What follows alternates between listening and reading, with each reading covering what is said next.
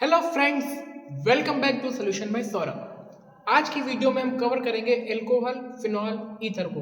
हमने अपनी last video में कवर किया था हेलो एल्केन और हेलो एरीन की। इसके बीच में हमने कई सारी आपके लिए लाइव क्लासेस लाई हैं। आप सबने उसको सबको बहुत सारा प्यार दिया है। ये वीडियो आपको रिकॉर्डेड मिलेगी क्योंकि इस वीडियो में हम पूरा का पूरा आपका एल्कोहल, फिनॉल, ईथर को अच्छे से कवर करेंगे। तो सबसे पहले बात करते हैं कि क्या होता है एल्कोहल, क्या है ये फिनॉल और ये ईथर। इन तीनों में जो मेन डिफरेंस है हमारा वो क्या है। तो देखिए, जब जब हम एल्कोहल की बात करते हैं तो एल्कोहल को हम ऑल से प्रदर्शित करते हैं और इसके लास्ट में होता है OH। यानी किसी भी आपके जो आपका कार्बनिक यौगिक हो उसके लास्ट में अगर क्रियात्मक समूह OH है तो वो एल्कोहल को रिप्रेजेंट करता है। फिनॉल का भी सेम यही हाल है।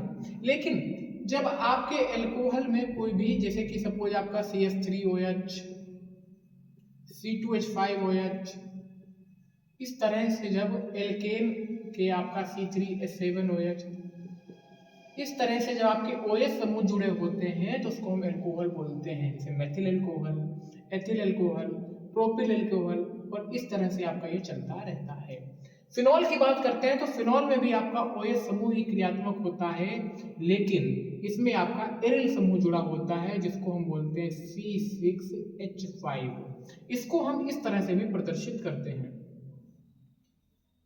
ये आपका बेंजीन जो रिंग होती है, उस बेंजीन रिंग में आपके H समूह को हटा के, चाहे आप कहीं भी लगा सकते हो, यहाँ लगा दिए, इस बेंजीन रिंग के H समूह को हटाकर जब OH आ जाता है तो आप उसी को फिनॉइल बोलते हो, C6H5OH। इसको थोड़ा हम सही से बना देते हैं, इसको हम बोलते हैं फिनॉल। यानी OH समूह ही होता है, लेकिन जब हमारा इस तरह से आपका हेलो एल्केन टाइप से जब यौगिक होता है उसको एल्कोहल बोलते हैं। जब आपका एरिल समूह आता है तो उसको हम फिनॉल बोलते हैं। इस तरह से आप इसको बना सकते हैं, ठीक है। जब आपके बेंजीन रिंग पर OH समूह होता है तो इसको हम फिनॉल बोलते हैं। फिनॉल आपका यही है जो आप लोग घर में यूज करते हो देखकर, आपके घर में जो मॉपिंग वगैरह के लिए, पोछा वगैरह लगाने के लिए जो फिनॉल यूज होता है, हम उसी फिनॉल की बात करते हैं। अब ईथर क्या है? ईथर को समझने के लिए हम चाहिए O। यानी O के हाथ कितने होते हैं आप सबको बहुत अच्छे से बताए हैं। O के कितने हाथ हैं? 2। हम 2, हमारे 2, ऑक्सीजन की संयोजकता 2। इस पर हम बहुत विस्तार से हम चर्चा कर चुके हैं जब हमने आपको IUPAC और संरचना सूत्र पढ़ाया था, जिसको आप सबने बहुत ज़्यादा प्यार दिया है। 30K+ व्यू उस पर हो चुके हैं। अगर आपने वो वीडियो नहीं देखी है तो उसको देख लीजिए जाके। ईथर में क्या होता है कि आपके दोनों तरफ ऑक्सीजन जो है वो दोनों तरफ अपने हाथ फैलाए खड़ा है कि यहाँ पर भी हमारा कोई जो आपका कार्बन समूह है वो जुड़ जाए और यहाँ पर भी जुड़ जाए। यानी यहाँ पर आपके कोई भी कार्बन समूह यहाँ पर आपके जुड़ जाते हैं तो हम उसको ईथर बोल देते हैं। ये हमारे इन तीनों में बेसिक डिफरेंस है। क्या हमारा एल्कोहल है, क्या हमारा फिनॉल है और क्या हमारा ईथर होता है। आई होप आपको ये बेसिक पॉइंट समझ में आया होगा। तो आज की वीडियो को शुरू करने से पहले ये हम आपसे वादा करते हैं कि आपको इस वीडियो के बाद इस चैप्टर में कहीं पर भी कोई प्रॉब्लम नहीं रह जाएगी और एक भी क्वेश्चन आपका ऐसा नहीं होगा जो आपको एग्जाम में नया लगे। लेकिन एक वादा आप हमसे भी नहीं अपने आप से कीजिए, जैसा कि हम हर एक वीडियो में आपसे कहते हैं कि अपने प्रति ईमानदार रहिए। आप एक वादा अपने आप से कीजिए, खुद से कीजिए कि हम इस क्लास को पूरा लास्ट तक देखेंगे और बहुत मन से देखेंगे। तो अब शुरू करते हैं बिना समय को बर्बाद किए, कम समय में ज़्यादा सीखने की। अब हम बात करते हैं एल्कोहल के वर्गीकरण की। तो एल्कोहल का वर्गीकरण 2 प्रकार से किया जाता है। एक है आपका OH की संख्या के आधार पर, यानी हमारे किसी यौगिक में कितने OH हैं, 1 है, 2 है, 3 है। और दूसरा हम करते हैं कार्बन की प्रकृति के आधार पर, यानी हमारा जो OH समूह जिस कार्बन से जुड़ा है उसकी प्रकृति कैसी है। तो हम देखते हैं पहले OH की संख्या के आधार पर। तो बच्चों इसमें पहला आता है मोनो। हम यहाँ पे जो भी आपको लिखा रहे हैं, अगर आपके पास नोट प्रॉपर नहीं है तो आप लोग नोट्स बनाते हुए चलें। अदरवाइज हमें पता है आप लोग बहुत मक्कार हैं, तो डिस्क्रिप्शन में आपको व्हाट्सएप का चैनल मिल जाएगा हमारे सोल्यूशन बाय सौरभ का, उससे आप जुड़ जाइए, आपको सभी नोट्स प्रोवाइड करा दिए जाएंगे। तो इसमें हम पहला देखते हैं मोनोहाइड्रिक एल्कोहल। मोनो का मतलब आप सबको पता है कि मोनो का मतलब अकेला, यानी मोनोहाइड्रिक एल्कोहल हम उसमें बोलते हैं जिसमें केवल एक OH समूह होता है। जैसे फॉर एग्जांपल हम बात करें तो मैंने बोला मोनोहाइड्रिक एल्कोहल के लिए CH3OH, C2H5OH। ये देखिए इसमें OH समूह की जो संख्या है ये 1 है, और जब हमारे OH समूह की संख्या 1 होती है तो हम उसको मोनोहाइड्रिक एल्कोहल कहते हैं। यानी मोनोहाइड्रिक एल्कोहल अगर आए कहना ऐसे कार्बनिक यौगिक या ऐसे एल्कोहल जिसमें एक OH समूह उपस्थित होता है, मोनोहाइड्रिक एल्कोहल कहते हैं। दूसरा आपका होता है डाइहाइड्रिक एल्कोहल। डाइहाइड्रिक एल्कोहल बहुत ही ज्यादा बेसिक चीजें हैं बेटा, और ये सबको आनी चाहिए। डाइहाइड्रिक एल्कोहल, तो इसमें भी कोई इतना ज्यादा एक्स्ट्रा चीज नहीं है जिसको आप समझ ना पाए। इसमें क्या होगा, डाई से मतलब है दो, जिसमें हमारे OH समूह 2 होते हैं। जैसे फॉर एग्जांपल हम बात करें, मैंने लिखा CH3OH और यहाँ पर मैंने एक कार्बन परमाणु और लगा दिया और मैंने यहाँ पर लिखा CH2OH। इसमें आप देख सकते हैं कि इसमें हमारे कार्बन परमाणु कितने हैं, OH परमाणु हमारे 2 हैं, और जब OH परमाणु 2 होते हैं तो उसको हम बोलते हैं डाइहाइड्रिक एल्कोहल, और इसका नाम होता है एथिलीन ग्लाइकॉल। इसका नाम होता है बच्चे एथिलीन ग्लाइकॉल, है ना। 2 कार्बन को आप एथ बोलोगे, है ना, एथिलीन ग्लाइकॉल। तीसरे की हम बात करते हैं, जब तीसरा हमारा होता है trihydric alcohol. Trihydric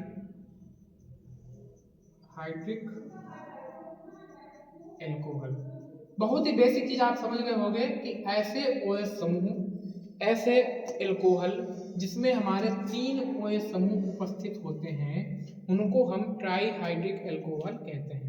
sir for example हम बात करें आपकी CH2OH, CHOH and hair CH2OH। देख सकते हैं आप OH परमाणुओं की संख्या हमारी कितनी है, 3। जब हमारे OH परमाणुओं की संख्या 3 होती है तो हम उसको ट्राइहाइड्रिक एल्कोहल कहते हैं। ठीक है, होप आपको दिख रहा होगा। एक सेकंड, ओके नाउ क्लियर। तो इसको हम बोलेंगे ट्राइहाइड्रिक एल्कोहल, क्योंकि हमारे इसमें OH परमाणुओं की संख्या कितनी है, 3 है, और इसका नाम है बेटा ग्लिसरॉल। क्या है ये, ग्लिसरॉल। जो हम लोग अपनी बॉडी में लगाते हैं गुलाब जल, उसमें ग्लिसरॉल ही मिला के लगाते हैं। तो ये आपका ग्लिसरॉल का फार्मूला है, और इसका आईपीएसी नाम है 1,2,3 ट्राइऑल। 1,2,3 ट्राइऑल। ठीक है, होप आपको ये समझ में आया होगा। ठीक है भाई, 1,2,3 फिर ट्राई, और ये कितने कार्बन है, 3 कार्बन है, तो 1 2 3 प्रोपेन ट्राइऑल। ठीक है, अब हम बात करते हैं कार्बन की प्रकृति के आधार पर कितने हमारे एल्कोहल होते हैं। तो जब हम बात करते हैं कार्बन की प्रकृति के आधार पर, तो परिभाषाएं आपके एग्जाम में पूछी भी जाती हैं, आगे रिएक्शंस भी हम इसमें करेंगे। तो आपका आएगा 1 डिग्री एल्कोहल क्या है, फिर आपसे पूछेंगे 2 डिग्री एल्कोहल क्या है, 2 डिग्री एल्कोहल क्या है, देन आपसे ये पूछेंगे कि 3 डिग्री एल्कोहल आपका क्या है। 1 डिग्री एल्कोहल, 2 डिग्री एल्कोहल और 3 डिग्री एल्कोहल के बारे में आपसे ये पूछेंगे। तो अब देखिए 1 डिग्री एल्कोहल की हम बात करते हैं, पहले हम एग्जांपल लिख लेते हैं, फिर आपको बहुत अच्छे से इसमें चीजें समझ में आएंगी। ये हमने लिखा 1 डिग्री एल्कोहल का एग्जाम्पल। जब हम 2 डिग्री एल्कोहल की बात की है तो हम 2 डिग्री के एल्कोहल को इस तरह से कुछ लिखे। अभी आपको सभी चीजें एक एक करके आपको समझ में आएंगी कि हम यहाँ पे क्या कर रहे हैं। जब हम 3 डिग्री एल्कोहल की बात की है तो हम उसको कुछ इस तरह से प्रदर्शित करेंगे। अब समझते हैं इसको कि हमने यहाँ पर ये क्या किया, किस चीज का हमने यहाँ पे यूज किया है। यहाँ पर एक्चुअल में 3 होना चाहिए। कार्बन की हमारी संयोजकता कितनी होती है, 3 होती है, 4 होती है, तो 1 यहाँ है तो 3 यहाँ है। ठीक है, ये संयोजकता वाली टॉपिक को बहुत अच्छे से समझ लीजिएगा, काफी चीजों में आपकी हेल्प करेंगे। अब देखिएगा इसमें OH समूह हमारे एक कार्बन से जुड़ा है। अब इसके पीछे हम कितने भी कार्बन लगा दें, सपोज इसके पीछे हमने एक कार्बन और लिख दिया, दिस वन।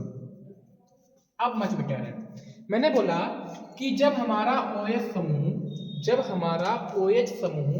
किसी ऐसे कार्बन से जुड़ा होता है, तीनों में देखिएगा, जब हमारा OH समूह किसी ऐसे कार्बन से जुड़ा होता है, जब हमारा OH समूह किसी ऐसे कार्बन से जुड़ा होता है, और इसमें भी सेम पहली लाइन आपकी वही रहेगी कि जब हमारा OH समूह किसी ऐसे कार्बन समूह से जुड़ा होता है। अब किसी ऐसे कार्बन से जुड़ा हो जो केवल एक कार्बन से जुड़ा हो, 1 डिग्री अल्कोहल। किसी ऐसे कार्बन से जुड़ा हो जो अन्य अन्य 2 कार्बनों से जुड़ा हो, वो 2 डिग्री अल्कोहल। और किसी ऐसे कार्बन से जुड़ा हो जो पुनः 3 अन्य कार्बनों से जुड़ा हो, उसे हम 3 डिग्री अल्कोहल कहते हैं। आप कहिएगा सर जी बिल्कुल अच्छे से हमको ये चीज समझ में आ गई है। यानी 1 डिग्री अल्कोहल पूछे तो जब हमारा OH समूह ऐसे कार्बन से जुड़ा हो जो केवल एक कार्बन से जुड़ा हो, 1 डिग्री अल्कोहल कहलाते हैं। जब हमारा OH समूह किसी ऐसे कार्बन से जुड़ा हो जो अन्य 2 कार्बनों से जुड़ा हो, 2 डिग्री अल्कोहल कहलाता है। और जब OH समूह ऐसे कार्बन से जुड़ा हो जो अन्य 3 कार्बनों से जुड़ा हो, उसे हम 3 डिग्री अल्कोहल कहते हैं। आई होप आपको इसमें कोई भी प्रॉब्लम नहीं होगी, बहुत अच्छे से इस टॉपिक को समझिएगा। अब हम बढ़ते हैं थोड़ा सा आगे। पहले आप इसका स्क्रीनशॉट ले लीजिएगा एक, जिससे आपको ये चीजें, जब आपका इसमें आपका स्क्रीनशॉट में पड़ा रहेगा तो आप यहाँ से पढ़ सकते हैं चीजों को आसान से। तो बढ़ते हैं अब आगे, बढ़ते हैं थोड़ा सा आगे, एल्कोहल के बनाने की विधियां। तो आपको एक चीज बता दें, आपके एल्कोहल और फिनॉल में बहुत ज्यादा विशेष अंतर नहीं है। जो एल्कोहल है वो आपकी खुली श्रृंखला में OH लगा होता है, और फिनॉल में आपकी जो बंद श्रृंखला है बेंजीन, उसमें OH लगा होता है। तो ये मोस्टली अपक्रियाएं आपकी एक जैसी हैं। एग्जाम्पल में आपको समझाते हैं। जैसे पहली अपक्रिया है आपकी हेलो एल्केन के जल अपघटन से। जैसे आपका जो सबसे पहले हम बनाएंगे हेलो एल्केन के जल अपघटन से, यानी हम हेलो एल्केन का क्या करें बच्चे, जल अपघटन करें, तो हमें क्या प्राप्त हो जाएगा, एल्कोहल प्राप्त हो जाएगा। तो अब देखिएगा एक बेसिक पॉइंट करते हैं। हेलो एल्केन का मतलब क्या है, हमने आपको बताया था कि हेलो एल्केन का मतलब है हमारा RH। हेलो एल्केन का मतलब है हमारा RH, और इसका हम कर रहे हैं जल अपघटन। तो हमने क्रिया करा दी NaOH से, ठीक है, NaOH से हमने क्रिया करा दी। ये विलयन हमारा क्षारीय विलयन है, क्योंकि हमको पता है कि NaOH हमारा सोडियम हाइड्रोक्साइड क्षारीय विलयन है। अब देखिएगा जैसे ही हमने इसके NaOH से बेटा क्रिया कराई, यहाँ पे आप NaOH की जगह पर KOH भी ले सकते हैं, कोई ऐसी इश्यू नहीं है। तो हम आपको हमेशा से बताए हैं कि दूर दूर वाले एक साथ, पास पास वाले एक साथ, दूर दूर वाले एक साथ, पास पास वाले एक साथ, यानी इनको हम एक साथ ले लेंगे, इनको हम एक साथ ले लेंगे। यानी हमारा जो प्रोडक्ट बनेगा ROH प्लस NaX, यही हमारा क्या है बच्चे, एल्कोहल। यही हमारा यहाँ पे क्या प्राप्त हो गया, एल्कोहल। अब देखिए एग्जाम में ऐसे नहीं पूछेगा, एग्जाम में आपसे पूछेगा कि कैसे प्राप्त करेंगे, कैसे प्राप्त करेंगे एथिल क्लोराइड से एथिल एल्कोहल। अब देखिएगा सेम हम आपको करके दिखाते हैं। एग्जाम में आया आपका कैसे प्राप्त करेंगे, यहाँ पे लिख देते हैं हम, कैसे प्राप्त करेंगे एथिल क्लोराइड से, C2H5Cl से आपको बनाना है C2H5OH। तो ये कैसे बनाएंगे, कैसे प्राप्त करोगे आप इसको, तो देखिएगा हमको इतना समझना है यहाँ पे कि C2H5Cl हमारा क्या है, एल्केन। और एल्केन का अगर हम जल अपघटन कराते हैं, यानी NaOH से क्रिया कराते हैं, तो हमारा C2H5OH प्राप्त हो जाएगा, और साथ में हमारा NaCl हमारा बन जाएगा। X की जगह पर आप, X का मतलब हमने आपको बताया था क्या होता है, हैलोजन। X क्या है, हैलोजन, और इसके अंतर्गत आते हैं FClBrI, फिर कल बारात आई। ये 4 चीजें आपके हैलोजन के अंतर्गत आती हैं, बस इसको आप चेंज करते रहिए। R आपका एल्किल समूह है, इसके अंदर आपके मेथिल, एथिल, प्रोपिल, ब्यूटिल आते रहते हैं, और आपकी रिएक्शंस होती रहती हैं। अब आप यहीं से फिनॉल भी बना सकते हैं। हम फिनॉल की बात क्या करें तो हम बेंजील क्लोराइड से, यानी आपकी एरिल क्लोराइड से C6H5Cl की क्रिया हम अगर NaOH से कर देंगे, तो यहीं पे हमारा क्या प्राप्त हो जाएगा बच्चे, फिनॉल प्राप्त हो जाएगा। और यही हम क्या कहते हैं, हम फिनॉल। इसलिए हम आपसे कह रहे हैं कि अल्कोहल और फिनॉल की रिएक्शंस जो सेम है उसको हम दोबारा नहीं पढ़ेंगे। इसी में आपको ध्यान देना है, जो कुछ अलग से रिएक्शंस हैं तो जब हम फिनॉल की बात करेंगे तो हम उसमें इस चीज को कवर कर लेंगे। लेकिन एक पॉइंट नोटेबल है आप सबके लिए, क्षारीय विलयन आपको यहाँ पर भी मेंशन कर देना है। ठीक है, ये आपने बनाई हेलो एल्केन के जल अपघटन से ये रिएक्शन। अब हम थोड़ा सा आगे बढ़ते हैं और दूसरे प्रकार से हम इसको कैसे बना सकते हैं, दूसरे कौन कौन सी रिएक्शंस हैं उन पर हम चर्चा करेंगे। हम कम से कम 8-10 रिएक्शंस को कवर कर लेंगे। एग्जाम में आपसे पूछेगा कि अल्कोहल को बनाने की कोई 3 विधियां लिखी है, कोई 2 विधियां लिखी है, और हम 8-9 पढ़ लेंगे, आपका काम आसानी से हो जाएगा। दूसरा अगर हम बात करें तो दूसरा है बच्चे आपका ईथर का अपघटन। हम क्या कर दें, ईथर का अपघटन कर दें, ईथर का अपघटन कर दें। अपघटन करने पर जल अपघटन की बात कर रहे हैं, ईथर का करेंगे और फिर जल अपघटन से ही आपका अल्कोहल प्राप्त होता है, हम एस्टर का भी जल अपघटन करेंगे। एस्टर का जल अपघटन करने पर आपको ईथर से भी ये रिएक्शंस प्राप्त होंगी और आपको एस्टर से भी ये दोनों रिएक्शंस प्राप्त होंगी। हम इनको एक साथ पढ़ लेंगे जिससे आपको चीजें रिलेट करने में कोई भी दिक्कत नहीं होगी। तो ईथर की हम बात करते हैं, हमने अभी पढ़ा था ईथर क्या होता है। ऑक्सीजन आपका होता है और दोनों तरफ आपके कोई हैं, वो आपके एल्किल समूह एल्केन आपके लगे होते हैं। ठीक है, अब देखिएगा जल अपघटन कर रहे हैं तो H2O से क्रिया होगी, किसी को प्रॉब्लम, H2O से हमारी क्रिया होगी और क्षारीय विलयन होगा। अब आप बहुत ध्यान से सुनिएगा, बहुत ही ज्यादा ध्यान से सुनिएगा कि क्या होता है यहाँ पर। H2O है, H2O को हम H और OH में तोड़ लेंगे। ठीक है, H और OH में हमने इसको तोड़ लिया। अब देखिए इसके पास जो है वो O पहले से है तो ये वाला O इधर रहेगा। ठीक है, हमने H2O को H और OH में इसको हमने तोड़ा है, ईथर को। ठीक है, H और OH में हमने इसको तोड़ा है। तो इधर O पहले से था तो इसको O की नीड नहीं थी, तो इधर कुछ नहीं था तो इसको OH आ गया। क्लियर है बिल्कुल, इसमें कोई डाउट नहीं रखना आप, फिर से हम आपको बता देते हैं। देखिए छोटी छोटी चीजें ही डाउट बन के परेशान करती हैं। बॉन्ड आपका देखिए यहाँ पे लगा है, आप कहीं पर भी लगा लो, चाहे यहाँ लगा लो, इस R के साथ O पहले से है, यहाँ पर आपका H भी है और OH भी है, तो इसके साथ O पहले से था तो इसके साथ केवल क्या आया, H आया, और इसके साथ क्या आ गया, पूरा का पूरा OH आ गया। तो प्रोडक्ट हमारा क्या बनेगा, ROH। क्या बना हमारा, ROH plus R dash OH, ROH plus R dash OH। तो आपका ये भी एल्कोहल है और ये भी आपका एल्कोहल ही है। क्लियर है बिल्कुल यहाँ पर। अब इसमें अगर हम ऑप्शन की बात करें कि किस तरह से क्वेश्चन एग्जाम से पूछेगा, तो सपोज उसने कह दिया कि एथिल मेथिल ईथर से, एथिल मेथिल ईथर से एथिल अल्कोहल बनाओ। तो देखिएगा CH3O C2H5 प्लस H2O, इसकी हम रिएक्शन करेंगे तो CH3 के साथ हम OH भेज देंगे और इधर C2H5O पहले से है, इसके साथ हम केवल और केवल H भेज देंगे। ये हमारी रिएक्शन यहाँ हो जाती है। इतना ज़्यादा पैनिक होने की जरूरत नहीं है, जो रिएक्शन से आपकी बार बार रिपीट होके आती हैं तो इतना ज़्यादा हमें घबराने की जरूरत बिल्कुल नहीं है। अब हम एस्टर की बात करें, मेन चीज आप फोकस कीजिए कि हमको समझना क्या है। आपको इन चीजों पे इतना भटकना नहीं है, आपको ये पता होना चाहिए कि ईथर को लिखते कैसे हैं, एस्टर को हम लिखेंगे कैसे। तो एस्टर को हम लिखते हैं बेटा RCOOR डैश से, यानी हम एस्टर को लिखते हैं RCOOR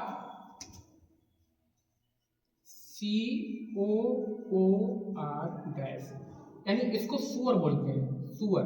एस्टर को हम लास्ट में क्या बोलते हैं, OH, है ना, OH करते हैं, तो सुअर लोग OH करते रहते हैं, तो सुअर से याद रखिएगा, एस्टर मतलब सुअर।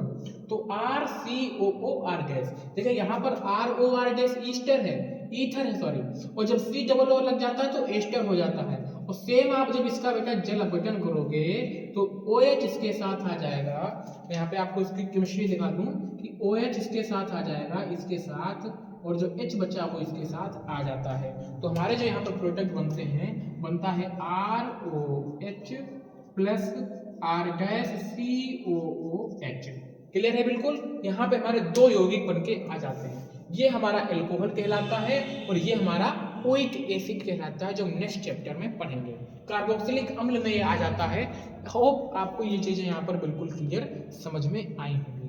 ठीक है, जब आप एस्टर का जल अपघटन करते हो तो आपको एल्कोहल और ओइक अम्ल प्राप्त होता है। क्लियर है बिल्कुल। अब हम बढ़ते हैं आगे और बात करेंगे एल्डिहाइड और कीटोन के अपचयन से। अगर आप लोग हमारी क्लासेस देख रहे हैं तो आपको ये बात बिल्कुल रटी होगी। जैसे ही अपचयन शब्द आपने सुना होगा, तुरंत आपका पूरा तन बदन झूम झूम के बोला होगा कि सर आपने बताया था कि अपचयन का मतलब होता है हाइड्रोजन का जुड़ना। अपचयन का मतलब सर होता है हाइड्रोजन का जुड़ना और ऑक्सीजन का निकलना। अपचयन का मतलब होता है हाइड्रोजन का जुड़ना, यानी अगर हाइड्रोजन जुड़ रहा है अपचयन हो रहा है, ऑक्सीजन निकल रहा है अपचयन हो रहा है। ठीक है, और हाइड्रोजन जुड़ रहा है मतलब प्लस आ रहा है, ऑक्सीजन निकल रहा है मतलब माइनस जा रहा है। चीजें क्लियर हो रही है यहाँ पे। अब हम शुरू करते हैं इस पर किस तरह से हम इसका अपचयन करते हैं। देखिएगा, सबसे पहले हम इसको समझते हैं एल्डिहाइड क्या है। तो बेटा एल्डिहाइड का जो समूह होता है वो CHO होता है। एल्डिहाइड का मतलब क्या होता है? CHO। एल्डिहाइड का मतलब CHO। ठीक है, और कीटोन बहुत अच्छा यौगिक है। इसका क्या होता है? C के साथ O डबल बॉन्ड, यानी इस तरह से C खड़ा है दोनों हाथ लेके। देखो C के कितने हाथ है? 4। ध्यान से देखना, C के टोटल हाथ कितने हैं भैया? 4 हाथ हैं। यहाँ पर भी आपको थोड़ा सा इसकी केमिस्ट्री बता दें, C के भी कितने हाथ हैं भैया? 4 हाथ हैं।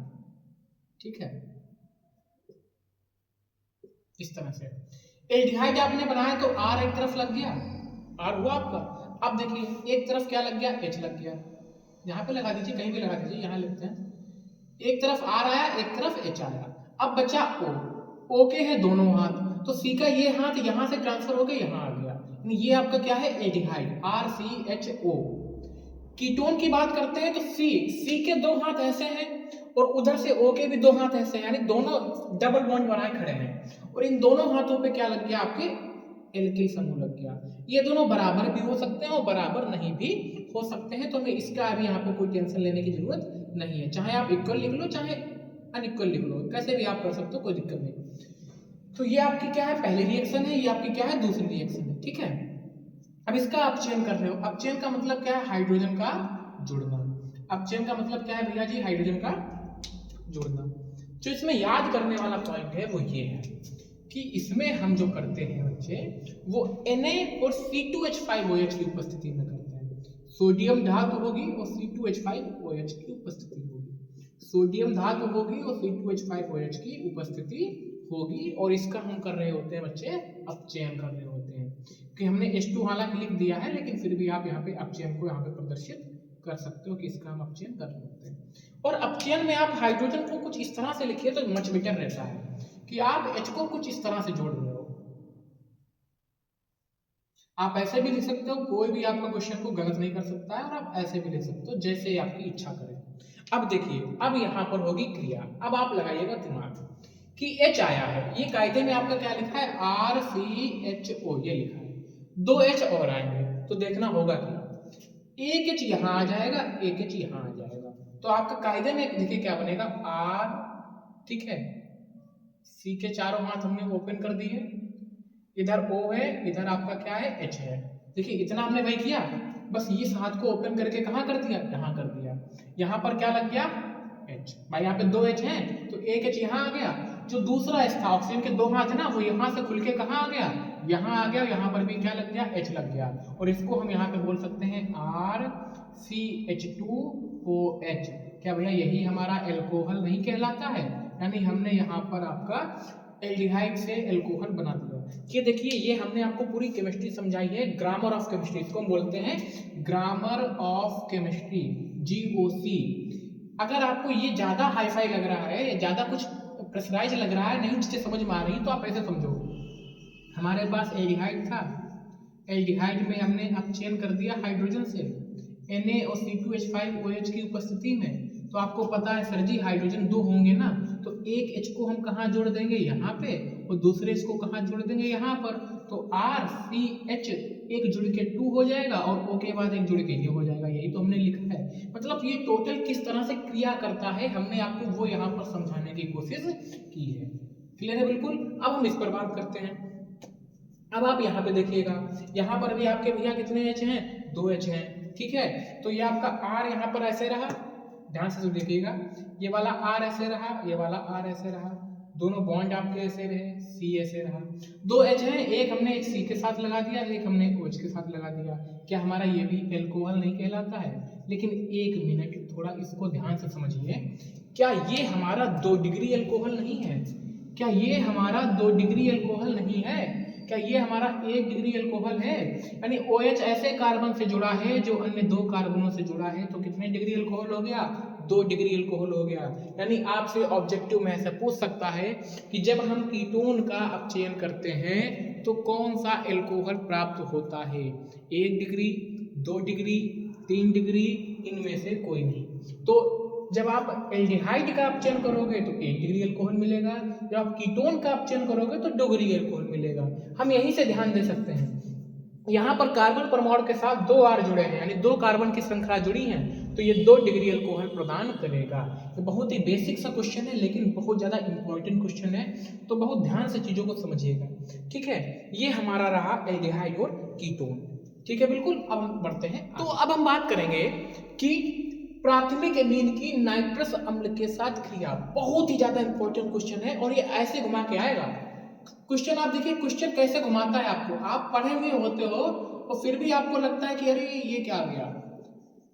आपके क्वेश्चन में आएगा कैसे प्राप्त करोगे, और 3-4 क्वेश्चन होंगे जिनमें से एक क्वेश्चन ऐसे होगा, लिखा होगा कैसे प्राप्त करोगे एथिल एमीन से, एथिल एमीन से एथिल एल्कोहल। जब बहुत मस्ती से पढ़ते हैं, बहुत अच्छे से पढ़ते हैं, आपको एक एक चीजें समझ में आने वाली हैं। तो हम इस पर चर्चा बाद में करेंगे, पहले इसको देखते हैं। यानी आप बहुत बेसिक से पढ़ोगे और आप जिस तरह से आपका एग्जाम आता है, जिस तरह से एग्जाम में क्वेश्चन पूछे जाते हैं, उसको भी आपको हम बता के हुए चलेंगे कि इस तरह से आपको क्वेश्चन मिल सकता है। इसने बोला प्राथमिक एमीन, ठीक है। अब एमीन को आपको पता होना चाहिए कि एमीन मतलब NH2, तो हमने लिख लिया प्राथमिक एमीन मतलब RNH2, दिस इज अवर प्राथमिक एमीन। अब प्राथमिक एमीन की नाइट्रस अम्ल के साथ क्रिया, बहुत दुख देते हैं बच्चों को ये चीजें, एक nitrous, okay, and the another is nitric. जब हम नाइट्रिक की बात करते हैं तो हमारा होता है HNO3, नाइट्रस की बात करते हैं तो होता है हमारा HNO2। तो RNH2 की क्रिया हो गई हमारी HNO2, ओके। हमने प्राथमिक एमीन की नाइट्रस अम्ल के साथ हमने रिएक्शन कर दी। अब देखिएगा, हमें लगाना है दिमाग कि हमारा बन क्या सकता है।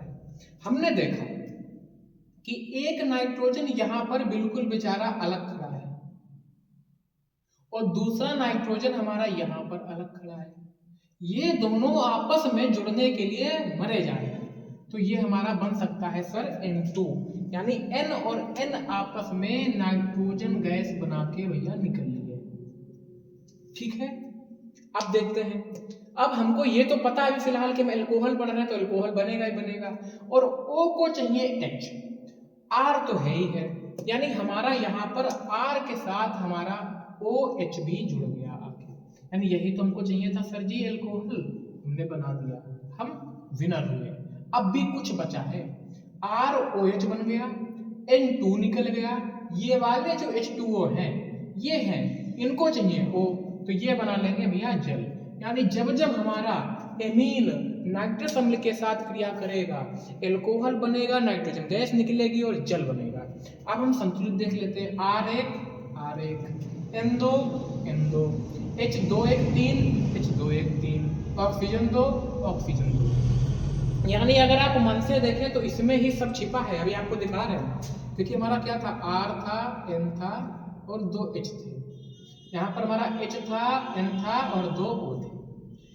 इस R के साथ जिसपे हम गोला बनाए वो एक साथ, इस R के साथ O और H आ गया, ROH। अब जिस पर हम बादल ऐसे बना रहे हैं दोनों एक साथ, N और N एक साथ, और ये देखिए H H2 और O, H2O, यानी हमारे तीनों चीजें इसी में बिल्कुल छिपे थे। वही जब हमने इनकी रिएक्शन कराया, इनको गर्म कराया, तो ये तीनों बाहर निकल गए। अब एग्जाम में आपसे क्या पूछा इसने, एथिल एमीन से एथिल एल्कोहल। तो देखिए आपका उस समय दिमाग चलना चाहिए, सर ने एथिल का मतलब बताया था, एथ का मतलब 2 कार्बन, यानी कार्बन मेरे कितने होंगे 2। अब एमीन यानी हमारा C2H5 के साथ एमीन को हम बोलते हैं NH2। बहुत ज़्यादा इंपॉर्टेंट है, इसको आप स्टार बना के लिखिएगा, पेपर में इससे रिलेटेड कुछ ना कुछ फंसेगा, फिर बाद में मत कमेंट सेक्शन में कहना कि सर जी गलत कराया। ठीक है, और आपको तो पता ही है कि सोल्यूशन बाय सौरभ पूरी तरह से आपके प्रति समर्पित है।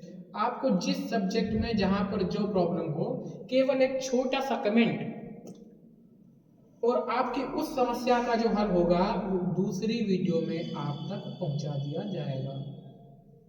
ठीक है, इस तरह से आप इसको सजा के रखिएगा, पेपर में आपके आएगा ही आएगा।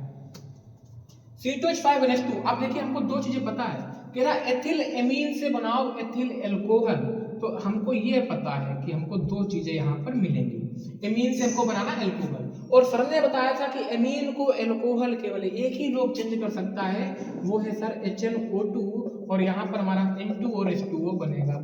यानी यही कि कॉपी पेस्ट आपकी स्कूल में इसने पूछ लिया था पेपर में। होप आपको ये रिएक्शन बहुत अच्छे से समझ में आई होगी। प्राथमिक एमीन की नाइट्रस अम्ल के साथ क्रिया कैसे प्राप्त करोगे आप, एथिल एमीन से एथिल एल्कोहल। जल्दी से इसको नोट डाउन कर लीजिए, फिर हम बढ़ते हैं आगे। जल्दी से इसको लिखिएगा सभी लोग।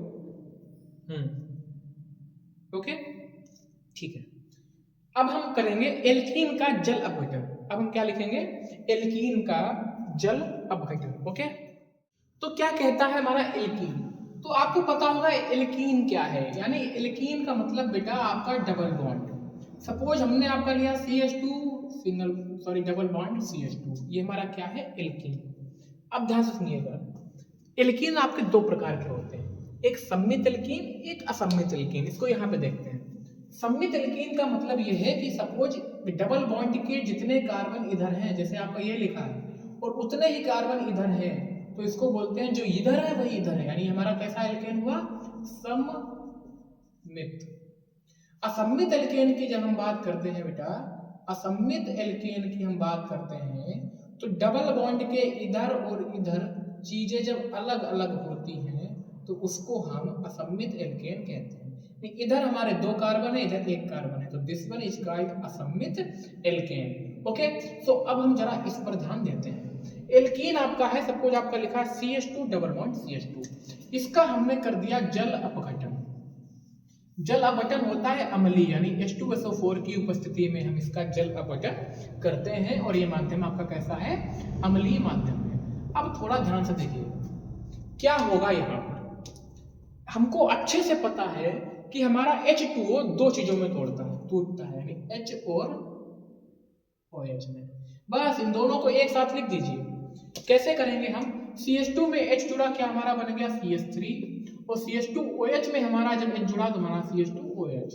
परिवर्तन यह है कि double bond change in single bond, dual bond जो मेरा है वो सिंगल बॉन्ड में परिवर्तित हो जाता है। जैसे हमने अब चेंज किया, देखिए डबल बॉन्ड लगा था क्योंकि हाइड्रोजन की कमी थी, H यहाँ पर आया तो CH3 हुआ, सिंगल बॉन्ड हुआ, और OH यहाँ पर आपका जुड़ गया। ये आपका हुआ एल्कीन से आपका एल्कोहल बन गया। बहुत ही सुपर डुपर हिट क्वेश्चंस में से है, यहाँ पर देखिए स्टार, इसको भी आप बना लीजिएगा। कहेगा कि एल्कीन से एल्कोहल कैसे प्राप्त करेंगे, तो बेटा एल्कीन से एल्कोहल प्राप्त करना है तो पानी में डाल दो, यानी जल अपघटन कर दो। एल्कीन को आप जल में डुबो दो, आपका एल्कोहल बन जाएगा। एल्कोहल में जल अपघटन अधिकतर करते हैं, लेकिन इसमें हम एक दूसरी रिएक्शन आपको जरूर बनवाना चाहेंगे। जैसे मैंने आपका एक यौगिक लिया, हमने लिया CH3CH,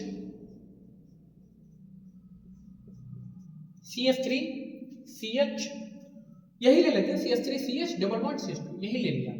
चलिए क्या हम इधर उधर करें, यानी ये हमारा सम्मित था, ये हमारा असम्मित है। अब ये फिर से H2O से क्रिया करेगा, तो इधर हुआ H2SO4 अम्लीय। हमारी बाकी चीजें सभी कैसी रही बेटा, सभी हमारी चीजें कैसी रही, सेम रही।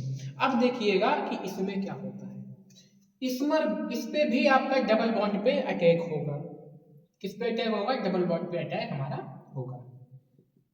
सेम H2O भी हमारा H और OH में टूटेगा, लेकिन इसमें हमारे दो ही यौगिक थे, एक में हमने OH लगा दिया, एक में हमने H लगा दिया। अब यहाँ पर आप कंफ्यूज हो गए, मैं यहाँ पर दो यौगिक बना के आपको दिखाता हूँ। यहाँ पर आप इतना कंफ्यूज हो जाओगे कि सर क्या हमारा ये यौगिक बन सकता है? आपने कहा कि सर CH3 तो संपूर्ण है, क्या सर इसमें हम CH2 फिर यहाँ पर हम CH2OH कर दें, क्या हमारा ये यौगिक बन सकता है? फिर किसी और ने कहा नहीं सर, क्या हमारा ये यौगिक बनेगा? तो CH के साथ हम OH जोड़ दें और यहाँ पर CH3 कर दें, दिस वन क्रॉस, तो इन दो में आपको वहम होगा, ठीक है, कंफ्यूज भी हो गए। तो यहाँ पर आते हैं आपके मार्कोनी जी। मार्कोनी का नियम क्या कहता है, वो आपको काफी हद तक इस चीज को सॉल्व करेगा। जैसे आप ये बताइए, आप किसी से लड़के आए, आपने किसी को कोच दिया जाके बाहर, किसी बात पे आपकी बहस हो गई, आपने उसको अच्छे से धुनाई कर दी उसकी, तो अब आप जब भागोगे तो कहाँ भागोगे? आप वहीं भागो ना जहाँ पे आपके दोस्त लोग ज्यादा मात्रा में होंगे। ये समझ रहे हो आप? बस यहीं से आप पॉइंट पकड़ लो कि हाइड्रोजन बच्चे वहीं अटैक करेगा जहां H ज्यादा होंगे, हाइड्रोजन वहीं छिपेगा जाके जहां H ज्यादा होंगे। यहाँ पर दोनों जगह H बराबर थे, तो चाहे आप यहाँ भेज दो चाहे यहाँ भेज दो, यानी हाइड्रोजन वहीं अटैक करेगा जहां H ज्यादा होंगे। आप लिख लीजिए इसको कि H वहां जाएगा जहां H की संख्या ज्यादा होगी, H की संख्या ज्यादा होगी, और OH हमारा वहां जाएगा जहां H की संख्या जो होगी वो कम होगी। क्लियर है? ये बताया था मार्कोनी का नियम। मार्कोनी का नियम भी आपने यहाँ पर आपने समझ लिया, यानी अब हमको अच्छे से पता है कि सर यहाँ पर, अभी आपको ये भी चीज बताएंगे कि यहाँ पर H क्यों नहीं जा सकता। यहाँ पर 1 और 2 में H यहाँ पे ज्यादा थे, तो हमारा OH यहाँ आएगा, यानी सर हमारा प्रोडक्ट बनेगा CH3 CH CH3 और यहाँ पे हम जोड़ देंगे OH। ये भी हमारा क्या कहलाएगा, एल्कोहल, और ये हमारा कैसा अल्कोहल है, 2 डिग्री अल्कोहल हमारा कहलाता है। अब यहाँ पर क्यों नहीं H आ सकता, क्योंकि यहाँ पर तो सर 3 है, तो यहाँ पर H इसलिए नहीं आ सकता क्योंकि कार्बन के हमारे कितने हाथ होते हैं, 4 होते हैं, और 3 H इस पे पहले से टंगे हैं, और इधर भी आपका CH जुड़ा है, इसको भी हम ओपन करके दिखाते हैं। इधर भी आपका क्या जुड़ा है, C के साथ H जुड़ा है, अब इधर भी आपके C के साथ क्या जुड़े हैं, H जुड़ा है। ये आपका इसका संरचना सूत्र है, ध्यान से देखिएगा, CH3 CH CH2। अब यहाँ पर H जुड़ने की कहीं पर जगह नहीं है, चारों हाथ तो भरे हैं, यहाँ पर ये बॉन्ड टूट सकता है। ये जब बॉन्ड टूटेगा तो एक यहाँ बढ़ेगा, एक यहाँ बढ़ेगा। अब यहाँ पर 2 H है, तो ये वाला H यहाँ आएगा, यहाँ पर OH आ जाएगा, जो हमने यहाँ पर इसको प्रदर्शित किया है। तो यस सर जी, अब हमको चीजें काफी हद तक क्लियर हो गई हैं कि किस प्रकार से एल्कीन का जल अपघटन होगा। देखिए, पढ़ते समय किसी भी प्रकार की कोई जल्दबाजी नहीं।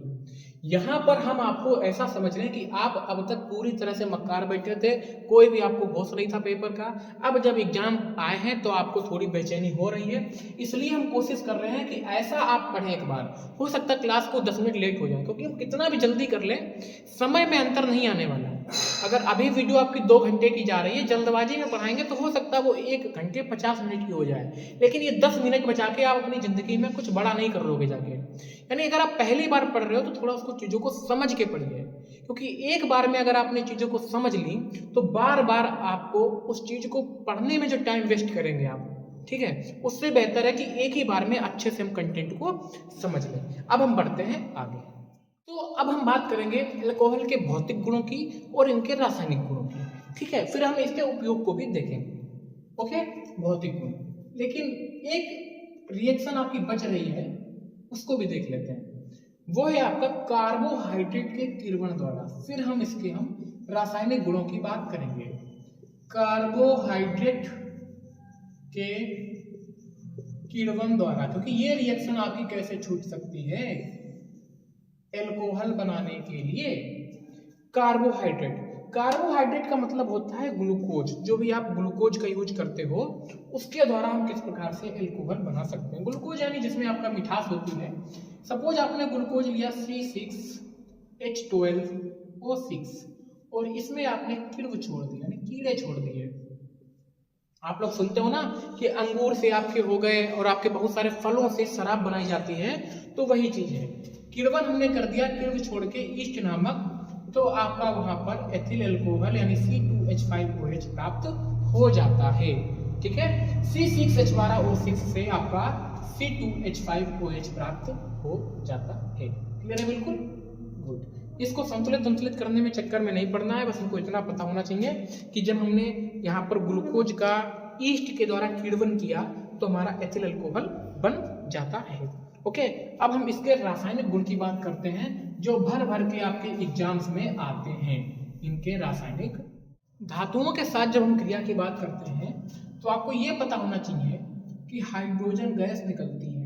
बिल्कुल इस चीज को आप गांठ बांध लीजिए कि जब जब हम एल्कोहल की क्रिया बेटा किसी भी धातु से करेंगे तो हमारी हाइड्रोजन गैस निकलेगी। That's it. इसके अलावा जो भी बचा मिले उसको हम लिख देंगे।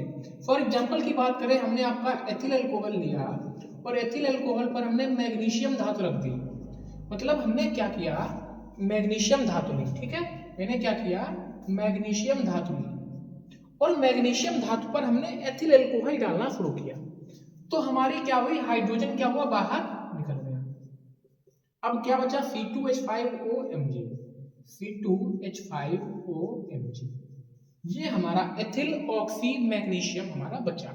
अब इसको खेल करते हैं संतुलित करने में। क्या होता है संतुलन, कार्बन दो H5 एक 6 H5 2 7, यानी यहीं पे हमारा मामला गड़बड़ हुआ। ठीक है, तो हम यहाँ पे क्या लगाते हैं 2। हमने यहाँ पे क्या लगा दिया, 2 से गुणा कर दिया। तो 2 यहाँ पे हमने जब 2 से गुणा किया तो 5 1 6 दूनी 12 हो गए। यहाँ पर भी हमने फिर 2 से गुणा करनी पड़ी, 5 दूनी 10 2 12 हो गए। Mg 2 हो गए तो Mg भी 2 से गुणा कर दिया। ये हमारा है संतुलन। क्लियर है बिल्कुल? ये हमारी क्या हो गई, रिएक्शन संतुलित हो गई। दूसरी हम बात करते हैं तो एस्टिक अम्ल के साथ क्रिया। एसिटिक बहुत ज्यादा महत्वपूर्ण रिएक्शन आप पढ़ने जा रहे हो। एस्टिक अम्ल के साथ क्रिया, देखिए इतना घबराइए मत, यही रिएक्शन सब आपके साथ, यही सब रिएक्शन आपकी घूम घूम के आती हैं पूरे आपके केमिस्ट्री के पार्ट 3 में। यही सब रिएक्शन आपके पास आपके सामने किसी न किसी अन्य रूप में घूम घूम के आएंगे। यहाँ पर आपका लिखा है कि एथिल अल्कोहल की एस्टिक अम्ल के साथ क्रिया करते हैं तो क्या प्राप्त होता है। तो आपको पता होना चाहिए कि एस्टर प्राप्त होता है। क्या प्राप्त होता है हमारा, एस्टर। क्या प्राप्त होता है, एस्टर प्राप्त होता है। तो बहुत ही शांत दिमाग से, शांत मन से इस रिएक्शन को लिखते हैं। हम क्रिया बच्चे किसकी कर रहे हैं, एल्कोहल के। तो हमने कोई भी एल्कोहल ले लिया, सपोज हमने C2H5OH आपका चलते चलता है हर जगह है ना, पूरी देश की व्यवस्था को संभाले C2H5OH, तो इसको कैसे छोड़ सकते हैं। और आपने क्रिया कर दी एस्टिक अम्ल से, CH3COOH एस्टिक अम्ल। ओके, छिड़का। यहाँ पर आप ROH भी लिख सकते हो, कोई दिक्कत नहीं, ROH भी आप यहाँ पे लेके चल सकते हो। जब आपने इसकी क्रिया एस्टिक अम्ल के साथ की तो हमने बच्चा आपको क्या बताया कि एस्टर प्राप्त होता है। एस्टर, और एस्टर में हमने आपको बताया था कि एस्टर को क्या बोलते हैं, RCOOR, दिस इज एस्टर। तो देखिए हम इसको उठाते हैं कि हम क्या यहाँ पे बनाएंगे, CH3COO ऐसे लिख लिया, CH3COO। हमने इस पार्ट को हमने इतने को ऐसे ही लिख लिया और इसके साथ में हमने जोड़ दिया C2H5, this is our ester. अब OH यहाँ बचा, H यहाँ बचा, क्या बना दिया हमने, H2O। देखिए CH3COO C2H5 क्या बन गया हमारा, एस्टर। सेम इस पर भी हमारा वही वाला नियम लागू हो गया कि पास पास वाले एक साथ। ठीक है, इसको आप पलट के लिख लो है ना, इस तरह से देखो HOH बन गया। ठीक है, यानी आपको इतना पता होना चाहिए क्या होता है, जल बनता है फिर बचा वाला हमने एस्टर साथ में लिख दिया। इस तरह से हम इस रिएक्शन को कर सकते हैं। नेक्स्ट क्या कहती है अगली रिएक्शन हमारी, अगर हम इसकी क्रिया करते हैं ग्रिग्नार्ड अभिकर्मक से, ग्रिग्नार्ड अभिकर्मक से क्रिया, ग्रिग्नार्ड अभिकर्मक से क्रिया।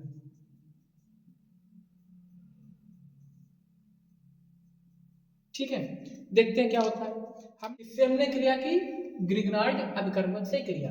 ध्यान से देखिएगा, हमने ROH लिया और गिगनाइट जब करेंगे तो आप सबको पता है क्या होता है, RMgx होता है। यहाँ पर आई टेस्ट कर लेते हैं।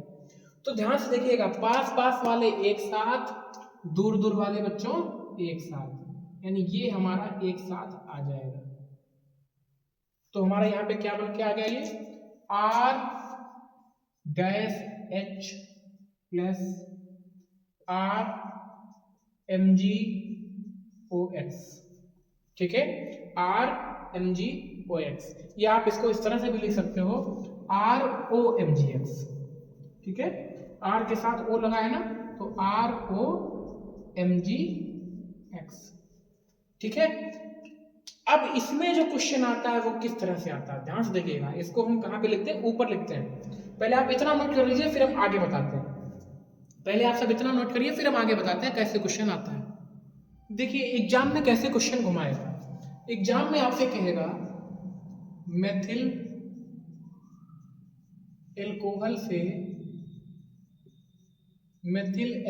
से एथेन प्राप्त करो, एथेन प्राप्त करो। तो देखिएगा हम क्या करते हैं, मेथिल एल्कोहल हमारा CH3OH, अब हमको बनाना है एथेन। अब देखिए एथेन में ये क्रिया कर रहा है, यानी हम यहाँ पे लेंगे C2H5Mg, और आप जो चाहे ले लो, हमने चलो Cl ले लिया। अब ये दोनों आपस में देखिए क्रिया कर लेंगे तो हमारा बन जाएगा C2H6, और इसी को हम कहते हैं एथेन। और बचे वाले प्रोडक्ट को आप CH3OMgCl, methyl oxy magnesium chloride, कुछ भी कर सकते हैं। अगर यहाँ पे कहता है बच्चे मेथिल एल्कोहल से मेथेन प्राप्त करो, तो यहाँ पर हम CH3 लेते तो CH4 बनता। कहता मेथिल एल्कोहल से प्रोपेन प्राप्त करो, तो यहाँ पर हम प्रोपिल मैग्नीशियम क्लोराइड लेते तो हमारा उधर प्रोपेन बन जाता, या यहाँ पे हमारा बनता methyl oxy magnesium chloride. Clear है बिल्कुल। इस चीज से हम यहाँ पे डिसाइड करेंगे कि हमको यहाँ पर आर में कौन सा प्रोडक्ट हमारे लेना है। आई होप आपको ये सब चीजें बिल्कुल क्लियर में समझ में आई होंगी। अब जो बेसिक रिएक्शंस जो हर एक बच्चा जानता है उसकी बात कर लेते हैं। हर एक बार चाहे आपकी हम हेलोएल्केन हेलोरीन में हमने आपको पढ़ाया हो, या जहां पर भी हो, वो रिएक्शन बार बार घूम फिर के हर समय वही रिएक्शंस आती हैं, तो उनको देखते हैं बहुत ही जल्दी जल्दी। इससे पहला आप यही आपसे पूछ लेगा PCl3 से क्रिया करो, क्या पूछ लेगा, PCl3 से क्रिया करो। दूसरा आपसे पूछ लेगा कि PCl5 से क्रिया करिए। ये हम एक ही लाइन में आप सबको ये रिएक्शंस बताएंगे, क्योंकि बार बार हम इनको पढ़ चुके हैं, ज्यादा टाइम वेस्ट करने की बिल्कुल भी जरूरत नहीं है। PCl3 से क्रिया कराएगा, PCl5 से क्रिया कराएगा, फिर आपसे कहेगा थायोनिल क्लोराइड यानी SOCl2 से क्रिया करो, कहेगा SOCl2 से क्रिया करो। 3 रिएक्शन आपकी ये हो गई। फिर इसके बाद और भी कुछ है, आगे देखते हैं। पहले इन तीनों से हम निपट लेते हैं। ओके, ROH किससे क्रिया करेगी, PCl3 से। ROH किससे क्रिया होगी, PCl5 से। किससे क्रिया होगी, PCl5 से। और यहां पर भी ROH किससे क्रिया होगी, SOCl2 से। इन तीनों को अभी हम टैकल कर रहे हैं कि किस तरह से हमारा होता है। हमको अच्छे से पता है कि जब जब हमारा Cl H को देखता है अटैक कर देता है। यहाँ पर भी हमारा बनेगा RCl, यहाँ पर भी हमारा बनेगा RCl, और यहाँ पर भी हमारा बनेगा RCl। Cl ने H को देखा नहीं, अटैक किया नहीं। क्लियर है बिल्कुल। जब हम PCl3 से क्रिया करते हैं तो हमारा यहाँ पर बनता है H3PO3। 3 से याद रखिएगा, 3 है ना, तो 3 से 3 और 3, H3PO3। यहाँ पर जब हमारा PCl5 से क्रिया करता है तो 5 की संख्या यहाँ पे ज्यादा है, तो यहाँ पर हमारा बनता है POCl3 और प्लस में आता है HCl। इससे याद रखिए बच्चे 5 है ना, तो यहाँ पर 3Cl होगा, तो 3 1 4 1 5। जब SOCl2 से हमारी क्रिया होती है तो अब इसमें देखिएगा, ये भी रिएक्शन आपसे चिक के कह रही है। देखिए SO है, अगर इस SO को ये वाला O मिल जाए, ध्यान सुनिएगा, इस SO को ये वाला O मिल जाए तो भैया ये तो SO2 बना के भैया चल जाएंगे, है ना, मैं चला है ना। अब देखिए Cl यहाँ पर 2 हैं, तो एक Cl को यहाँ बांट दो, एक Cl को यहाँ बांट दो, यानी हमारा RCl तो बन ही चुका था, इधर क्या बन जाएगा HCl। ऐसे यहाँ पे देखो बेटा Cl5 है, एक Cl को हमने कहाँ बांट दिया, R के साथ, एक Cl को हमने कहाँ बांट दिया, H के साथ, तो RCl बन गया, HCl बन गया। अब देखो एक P बचा एक O बचा, एक P बचा एक O बचा। अब 5 में से 2 Cl निकल गए तो एक ही तो 3 तो Cl बचे, वही Cl यहाँ आ गए। बहुत ही बेसिक है, इसमें कुछ ज्यादा तक पैनिक होने की बिल्कुल जरूरत नहीं है। इसको हम संतुलित कर लेते हैं। संतुलित करेंगे किस तरह से करेंगे देखिएगा,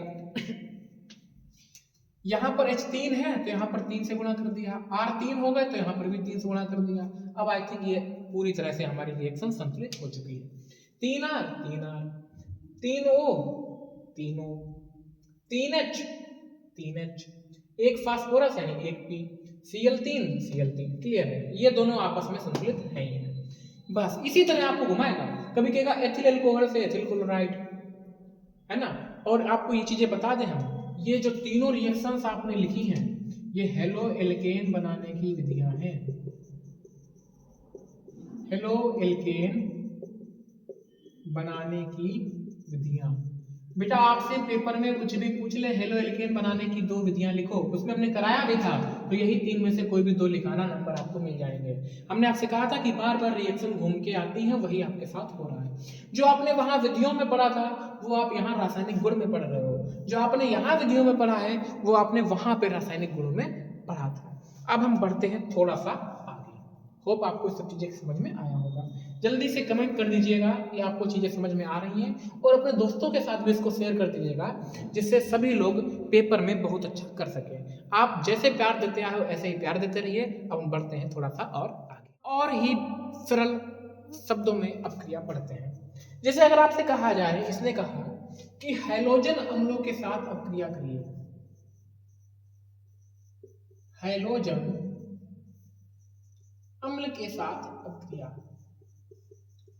कौन से अम्ल है बच्चे, हेलोजन अम्ल के साथ हम अपक्रिया करेंगे। ठीक है, अभी करके देखते हैं सर जी। एल्कोहल की अपक्रिया करेंगे सर जी, बिल्कुल एल्कोहल की करेंगे। हेलोजन अम्ल क्या होते हैं सर, अम्ल वे होते हैं जिसमें H+ आयन होता है, और हेलोजन को बोलते हैं हम X। ओके सर जी, समझ में आया। अब सर जी क्या करें, तो सर जी हमेशा आपको बताते हैं कि पास पास वाले एक साथ। सर जी हम सब समझ गए कि हमारा R के साथ X आ जाएगा, और सर यहाँ पर जल निकल जाएगा। ठीक है, यानी जब जब हम अम्ल के साथ क्रिया करेंगे हमारा जल निकलेगा, लेकिन यहाँ पे उत्प्रेरक हमारा रहेगा ZnCl2। अभी इस पर सवाल कैसे आते हैं उन सब पर चर्चा करेंगे, लेकिन पहले हम आप देखते हैं अमोनिया से क्रिया, NH3 से क्रिया। इन सब पर किस तरह से सवाल आते हैं उन पर हम चर्चा करेंगे, लेकिन पहले हम बेसिक बेसिक इनकी रिएक्शंस को समझ लेते हैं। सर अमोनिया से क्रिया करने यानी हम मिथिल ROH लेंगे, और अमोनिया को सर हम NH3 लिखते हैं। ठीक है सर जी, तो सर ZnCl2 इसमें रहेगा, ये रहेगा।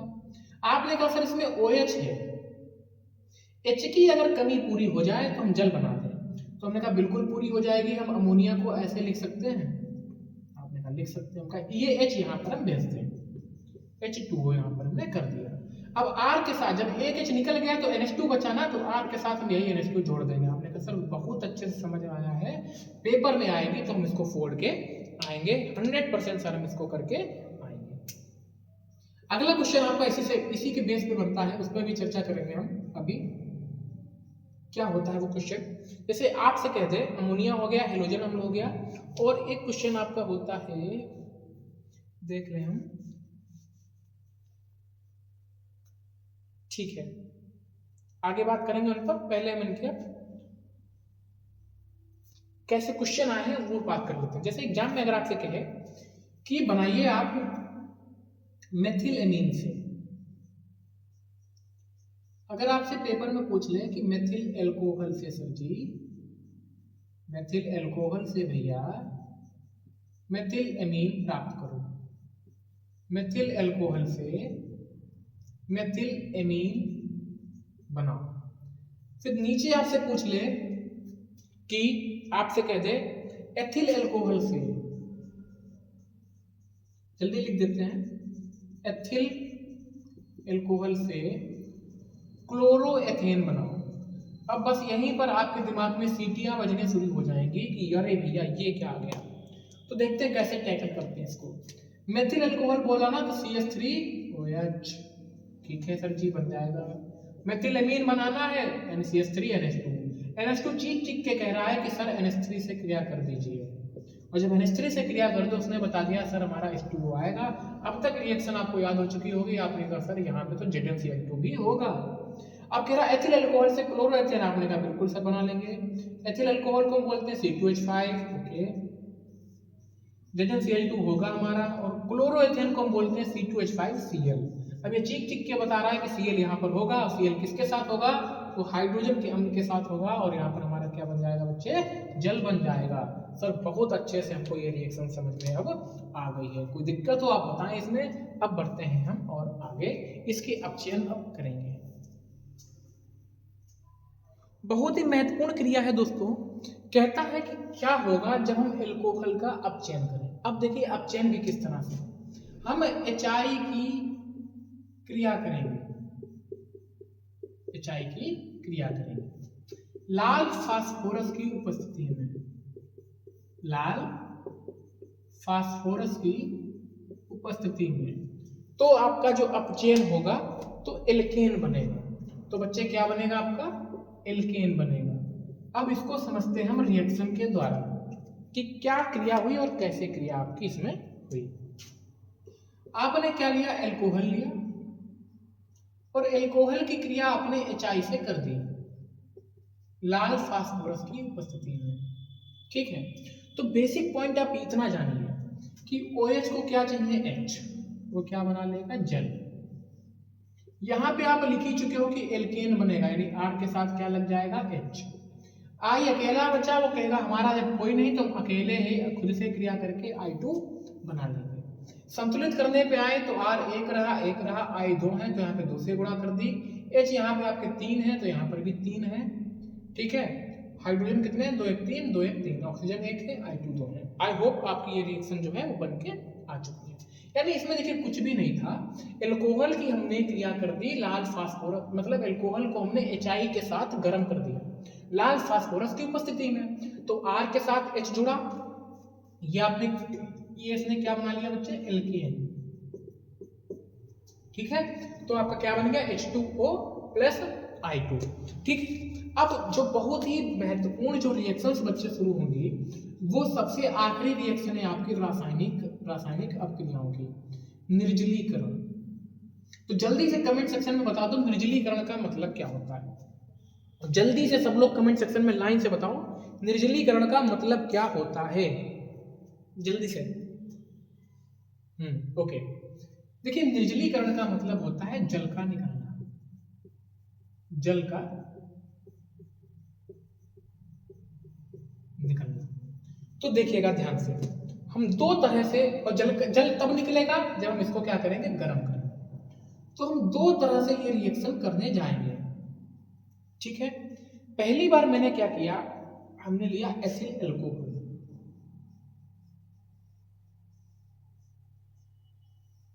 खूब ध्यान से देखिएगा। एथिल अल्कोहल हमने यहाँ पे लिया और इसको हमने अम्ल की उपस्थिति में H2SO4 की उपस्थिति में इसको लगभग हमने 160 से 170 डिग्री सेल्सियस तक इसको गर्म किया। 160 से 170 डिग्री सेल्सियस तक हमने इसको गर्म किया, और हमको पता है जब जब हम किसी चीज को गर्म करेंगे तो पानी वो छोड़ देगा। यानी जब आप भी किसी छोटे बच्चे को गर्म करते हो, मीन्स उसको डांटते हो, तो उसके पसीना छोड़ देता है वो, यानी गर्म करोगे किसी को तो पानी छोड़ देगा। तो हमने इसको क्या किया, टाइट कर दिया, इसने जल छोड़ दिया, पसीना छोड़ दिया, पसीने से मार इसका पूरा शरीर भीग गया। अब देखिए यहाँ से हमने जल निकाल दिया, बस केवल घटाना है, घटाने आपको बहादुर बच्चे हो घटा दो। H2O जब निकला घटा दो, देखो घटाना सिखा रहे हैं आपको, केमिस्ट्री में घटाना सिखा रहे हैं। C2 हमारे थे 5 और 6, H कितने थे 6 में से 2 H चले गए, क्या हुआ 4 बचा, O से O घट गया कुछ नहीं, यानी हमारा क्या बच गया C2H4, C2H4, ठीक है। क्या हमारा बन गया यहाँ पर C2H4, क्लियर है बिल्कुल। हमारा जो यौगिक प्राप्त हुआ, क्या प्राप्त हुआ बच्चे, C2H4। 4 हमारा जो यौगिक था वो हमको प्राप्त हो गया। ठीक है, अब हम इसको एक तरह से और गर्म करेंगे। हमने अबकी से क्या किया, अबकी से एथिल अल्कोहल के 2 कण लिए, C2H5OH प्लस C2H5OH। अब यहाँ पे क्यों हमने लिया इसको भी आपको अच्छे से समझाएंगे। H2SO4 की उपस्थिति है, लेकिन चेंज हमने क्या किया, आपकी से इसका टेम्परेचर थोड़ा सा कम रखा और 130 डिग्री से 140 डिग्री के बीच में हमने इसका टेम्परेचर रखा। तो ध्यान से देखिएगा अब इसमें क्या परिवर्तन आता है। तो देखिए बच्चे, पानी तो अब भी छोड़ेगा, ठीक है। अब देखो हुआ क्या, अब इन दोनों में से आपको H2O को निकालना है। देखिए OH तो ये था ही, ये क्या निकल गया आपका H2O, हमने वहां पे निकाल दिया। अब देखिए बचा क्या, C2H5O C2H5 C2H5O C2H5, ये बच्चे हमारा बन गया डाई एथिल ईथर। क्या बन गया हमारा, डाई एथिल ईथर। चीजें क्लियर है ना बिल्कुल। अब देखिए ये हुआ क्यों, हम इसको यहाँ पर ये ना लिख के यहाँ पर 2 लिख देते और तब भी काम हो जाता, लेकिन आपको चीजें समझ में नहीं आती। अब ध्यान से देखिएगा, जब टेम्परेचर 160 से 170 डिग्री सेल्सियस के बीच में था तो ना यहाँ पर हाइड्रोजन का H बचा ना ऑक्सीजन का O बचा, पूरा का पूरा जितना भी आपका पानी था सबका सब निकल गया। लेकिन जब हमने टेम्परेचर थोड़ा सा कम रखा तो 2 अणुओं के बीच का पानी तो निकल गया, लेकिन ऑक्सीजन पूरी तरह से नहीं निकल पाया और C2H5OH के 2 कण आपस में क्रिया करके डायएथिल ईथर बना लिए।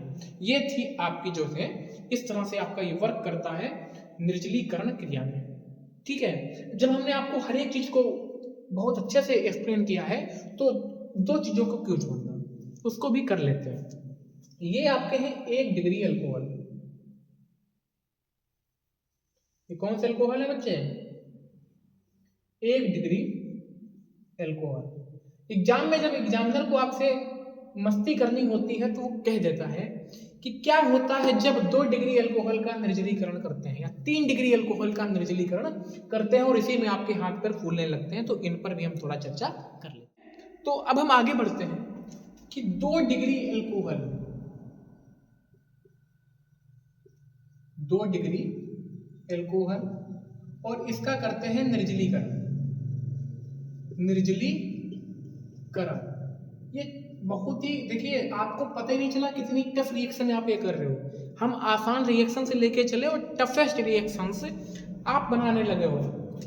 अब 2 डिग्री अल्कोहल कोई भी लिख लीजिए, आपने लिखा CH3 CH2 को ये जोड़ दिया, 4 हाथ पूरे करने होते हैं, 1 2 3 4। यहाँ पर CH रहेगा बच्चे, यहाँ पर हमने कर दिया CH2, यहाँ पर हमने कर दिया CH3। सपोज हमने ये यौगिक लिया, ठीक है ओके। अब इसका हम कर रहे हैं निर्जलीकरण।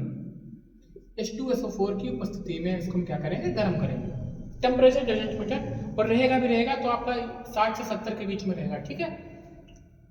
ये 2 डिग्री अल्कोहल क्यों है, क्योंकि OH समूह ऐसे कार्बन से जुड़ा है जो कार्बन 2 कार्बनों से जुड़ा है। देखिए ये नहीं जोड़ना है, अभी इसके पीछे कितनी लंबी श्रृंखला चली जाए उससे मतलब नहीं हमें, ये कार्बन 2 कार्बनों की श्रृंखला से जुड़ा है। अब देखिए क्या होता है खेल, हमको पता है कि निर्जलीकरण का मतलब होता है H2O का निकलना।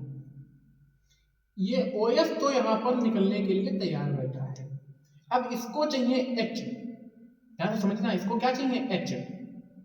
तो कंफ्यूजन आपको ये रहेगी कि यहाँ से तो H लेने जाएगा नहीं, इतनी दूर है, या तो ये यहाँ से H उठाएगा या तो ये यहाँ से H उठाएगा। क्लियर है, तो उसको हम बाद में बहस करते हैं। पहले यहाँ पर लिख देते हैं कि माइनस का H2O, यानी ये हमारा निकल जाएगा। देखिए बड़ी बड़ी रिएक्शंस में जो हमारा साइड उत्पाद होता है वो हम यहीं पे प्रदर्शित कर देते हैं कि हमारा जो H2O था वो यहीं पर हमारा निकल गया। आप चाहो तो इसको प्लस H2O यहाँ पे लिख सकते हो। अब देखिएगा, आपने कहा सर हो सकता है इसने H यहाँ से ले लिया हो, तो यहाँ पर हो सकता है सर CH2 हो गया हो। फिर यहाँ पर जब H निकाल लिया होगा सर तो डबल बॉन्ड लगा होगा, ठीक है। फिर हमारा CH हुआ होगा, फिर हमारा CH2, फिर हमारा CH3। आपने कहा सर हो सकता है हमारा ये चीज हुआ हो, ठीक है। इसको नीचे लिख लेते हैं, इसको हम क्या लिख देते हैं, नीचे लिख लेते हैं। फिर हम इसके दूसरी चीज पे चर्चा करेंगे। आपने कहा सर या तो हमारा जब यहाँ से H निकला होगा तो कुछ इस तरह से हमारा जो होगा वो प्रोडक्ट बन के आया होगा कि यहाँ से 3 थे, एक H निकल गया, H2 बचा। लेकिन किसी दूसरे बच्चे ने कहा नहीं सर हो सकता है इसने यहाँ से लिया हो। ये यहाँ तो एक ही है, हो सकता सर जी इसने यहाँ से लिया, क्योंकि मरे को क्या मारना, एक ही इसके पास, इन्हीं दो से निपट लो। आपने कहा सर हो सकता है यहाँ पर इसने क्या किया हो, CH3 ऐसे रहा हो, CH ऐसे रहा हो, यहाँ से इसने H निकाला हो और ये इसके पास 2H बचे हो। ये आपने दो उत्पाद बना दिए। अब इसमें से मैक्सिमम तो एक ही बनेगा, आपको बता दें कि दोनों उत्पाद बनते हैं। ये बनता है ज्यादा मात्रा में लगभग 80%, ये बनता है कम मात्रा में लगभग 20%, क्योंकि ये मार्कोनी के नियम को सेटिस्फाई करता है।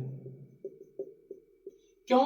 मार्कोनी ने यह भी कहा था कि देखिए ये सम्मित है ना, जो इसके डबल बॉन्ड के इधर है वही डबल बॉन्ड के इधर है, तो जो सम्मित है यानी टिकाऊ चीज है वो ज्यादा बनेगी और ये अस्थायी चीज कम बनेगी। यानी जब इसको H चाहिए होगा वो यहाँ से ले लेगा, इधर भी CH3 रहेगा, इधर भी CH3 रहेगा, तो इसको डिस्टर्ब नहीं करना है। जहां से हमने शुरुआत की वहीं पे हमने एंडिंग की और डुअल बॉन्ड हमारा बीचों बीच में आ जाएगा, तो हमारा ये प्रोडक्ट ज्यादा मात्रा में प्राप्त होता है। इसको आप लिख लीजिएगा। अब हम 3 डिग्री अल्कोहल की बात करें, 3 डिग्री अल्कोहल का हम निर्जलीकरण कर रहे हैं। ओके, हम 3 डिग्री अल्कोहल का निर्जलीकरण कर रहे हैं। 3 डिग्री अल्कोहल सबसे सीधा होता है, लेकिन डरते बच्चे बहुत हैं। भाई क्या मतलब है, कार्बन के चारों हाथ पे हमने क्या लगा दिया, CH3 CH3 CH3 इधर लगा दिया OH, यानी OH समूह हमारे ऐसे कार्बन से जुड़ा है जो 3 कार्बनों से जुड़ा है। हमने इसमें H2SO4 लिखा, इसको हमने गर्म कर दिया और यहाँ पर क्या निकला, हमारा जल निकला। अब देखिए OH तो यहाँ पर निकलने के लिए भाई साहब बैठे ही हैं, OH सर जी तो यहाँ पर निकलने के लिए तो बैठे ही हैं, इसको H चाहिए। तो देखिए तीनों जगह 3 है, तो कहीं से भी निकाल दो, आपकी इच्छा, जहां से मन करे। सपोज हमने यहाँ से निकाल दिया, जहां से आपकी इच्छा करे वहां से आप इस से जल निकाल दो। तुमने क्या लिखा है यहाँ पे, CH3 C, ऊपर CH3, नीचे से जब H निकला तो डुअल बॉन्ड आ गया और प्लस में क्या कर दिया, H2। देखिए चाहे आप यहाँ लिख दो तो यहाँ नहीं लिखोगे, अगर वहां लिखा है तो आप यहाँ नहीं लिखोगे। देखिए कितनी आसान चीजें हैं और इसको आपको बिल्कुल भी इससे घबराना नहीं है। एक ऑब्जेक्टिव क्वेश्चन, जब हम सबकी बात कर ही रहे हैं तो इस ऑब्जेक्टिव क्वेश्चन को हम क्यों छोड़ें, इसको भी हम कवर कर लेते हैं। ठीक है, निर्जलीकरण का क्रम, निर्जलीकरण का क्रम, कौन ज्यादा निर्जलीकृत हो सकता है। तो 3 डिग्री अल्कोहल सबसे ज्यादा, फिर 2 डिग्री अल्कोहल, फिर 1 डिग्री अल्कोहल। 3 2 1 से याद रख सकते हो आप। 3 डिग्री सबसे ज्यादा, फिर 2 डिग्री, फिर 1 डिग्री। ये आपका ऑब्जेक्टिव क्वेश्चन भी यहां से बन जाता है। अब आपका जो अल्कोहल है वो पूरी तरह से समाप्त होता है। इसके अगर हम भौतिक गुण और रासायनिक गुणों की बात करते हैं तो उपयोग की बात करते हैं, रासायनिक गुण आपके हो गए। तो उपयोग में देखिए अल्कोहल का उपयोग किसमें किसमें करते हो, आपको पता है कि खांसी की ऐसी कोई भी सिरप नहीं जिसमें अल्कोहल ना होता है। तो औषधियों के निर्माण में अल्कोहल का उपयोग किसमें होता है बच्चों, औषधियों के निर्माण में होता है। फिर जो आपकी क्रीम होती है, जितनी सारी आपकी लिक्विड फॉर्म में क्रीम होती है उसमें भी अल्कोहल पड़ा होता है, यानी सौंदर्य है ना, सुंदरता बढ़ाने में, सौंदर्य के प्रसाधनों में आपका अल्कोहल का प्रयोग अच्छे होता है। फिर आपने ये भी पढ़ा होगा कि कुछ पदार्थ होते हैं जो जल में नहीं घुलते लेकिन कार्बनिक विलायकों में घुल जाते हैं, तो आपका अल्कोहल जो है वो अच्छा विलायक के रूप में भी काम करता है। विषैला नहीं होता है, विष नहीं होता है। देखिए नशा होता है अल्कोहल लेकिन विष नहीं होता, जान नहीं लेता किसी की, है ना। तो अल्कोहल क्या है, विषैला नहीं होता, उदासीन होता है, कोई दिक्कत नहीं, अच्छा विलायक होता है, औषधियों के निर्माण में यूज होता है, सौंदर्य के प्रसाधनों में इसका यूज होता है। भौतिक गुण की बात करें तो भौतिक गुण में ज्यादा कुछ नहीं होता है आपका। इसके जो ईथर से इसका क्वथनांक कम होता है। ये पूरी तरह से क्या है, विद्युत का कुचालक है, इसमें करंट नहीं तोड़ता है। पानी में आप करंट के तार छोड़ दो तो करंट पानी में फैल जाता है, लेकिन अल्कोहल विद्युत का कुचालक होता है। ये बेसिक चीजें थी अल्कोहल के बारे में जो हमने पूरी तरह से कवर कर ली हैं। अब हम बात करेंगे फिनॉल की और उसके बाद हम ईथर की बात हम करेंगे। इस वीडियो में आपको हमारा यही टारगेट है कि पूरी की पूरी आपकी जो चैप्टर है उसको कवर करेंगे। डाउन मत होइए, अगर आपका मन नहीं हो रहा है तो आप चाय वगैरह ले लीजिए, खाते खाते पढ़िए, लेकिन आज के वीडियो के बाद आपको इस चैप्टर में कुछ भी पढ़ना नहीं पड़ेगा। ओके, सो आगे फिनॉल पे आते हैं। तो फिनॉल की बाकी सभी रिएक्शंस तो आपकी वही सब है कि PCl3 से क्रिया होगी, धातु के साथ क्रिया होगी, है ना, हाइड्रोजन गैस निकली थी, सभी क्रिया आपकी वैसे ही हैं। कुछ क्रिया है जो चेंज है, जैसे एक ही क्रिया विलियम संश्लेषण विधि, इसे ईथरीकरण भी कहते हैं। क्या होता है इसको अच्छे से समझते हैं। देखिए सबसे पहले आपने क्या लिया, फिनॉल लिया बच्चा, C6H5OH आपने क्या लिया बेटा, फिनॉल लिया। अब फिनॉल क्रिया करेगा NaOH से, किससे क्रिया करेगा, NaOH से। तो आपको पता है कि OH यहाँ पहले से ही है ना, केवल इसको एक H चाहिए, या ऐसे आप कर लीजिए, थोड़ा और अच्छे से समझते हैं। OH यहाँ ये पहले से था, इसको H चाहिए था, तो इसने क्या बना लिया, H2O। और क्या बना आपका C6H5ONA, इसको बोलते हैं सोडियम फिनॉक्साइड। अब यही सोडियम फिनॉक्साइड आपका दौड़ के यहाँ आया और इसने क्रिया कर ली, आपके किसी से भी कर दीजिए आप, एल्किल ब्रोमाइड से करा दिए CH3Br से, तो आपका यहाँ पे क्या बन के आ गया बेटा, NaBr। यहाँ क्या बन रहा है, C6H5OCH3, C6H5OCH3, यानी ये हमारा बन गया बेटा ईथर, है ना, O के दोनों तरफ कार्बन, और इसलिए इसको बोलते हैं ईथरीकरण। तो इसको विलियम संश्लेषण विधि के नाम से हम जानते हैं। ठीक है, होप आपको ये रिएक्शन समझ में आई होगी। अगली रिएक्शन की अगर हम बात करें तो बहुत ही सुंदर रिएक्शन है, और ऐसे पूछ लेता है कि फिनॉल से बेंजीन प्राप्त करो, फिनॉल से बेंजीन प्राप्त करो। ठीक है, तो फिनॉल से बेंजीन प्राप्त करो, या दूसरा इसका क्वेश्चन हो सकता है फिनॉल की जिंक से क्रिया, किससे क्रिया बेटा, जिंक धातु से क्रिया करेंगे तो हमारा बेंजीन प्राप्त होता है। कैसे देखते हैं, फिनॉल को हम पढ़ते हैं C6H5OH, C6H5OH, इसकी क्रिया हमने बच्चे जिंक से करा दी, हमें कुछ भी एक्स्ट्रा की चीज की जरूरत नहीं है, ZNO बन जाता है, और ये H यहाँ पे आके जुड़ जाता है, हमारा बन गया C6H6, और इसी को हम कहते हैं बेटा बेंजीन। ठीक है, इसको आप ऐसे भी लिख सकते हो, हमने फिनॉल को ऐसे लिख लिया, ये आपको पता होगा ना बेंजीन कैसे बनाते हैं। इसकी क्रिया जब हमने जिंक से करा दी तो हमारा यहाँ पर क्या बन गया, ये बेंजीन, और इसके साथ में मुक्त क्या हो गया, ZNO, इसी को हम बोलते हैं बेंजीन। चाहे आप इसको ऐसे लिख लीजिए या आप इसको इस तरह से लिख लीजिए, एक ही बात है। क्लियर है, बिल्कुल क्लियर है सर। तो ये दो रिएक्शंस हैं जो आपकी महत्वपूर्ण थी, हमने आपको इनको बता दिया। अभी हम 4-5 रिएक्शंस और देखेंगे इसमें, फिर इसके हम उपयोग और भौतिक गुणों को भी अच्छे से पढ़ेंगे। आप जिस तरह की रिएक्शन पढ़ने जा रहे हो वो है बेंजीन वाले के साथ क्रिया वाली। फॉर एग्जाम्पल में हम देखते हैं, जैसे इसने पूछ लिया सल्फोनीकरण, अगर इसने पूछ लिया सल्फोनीकरण,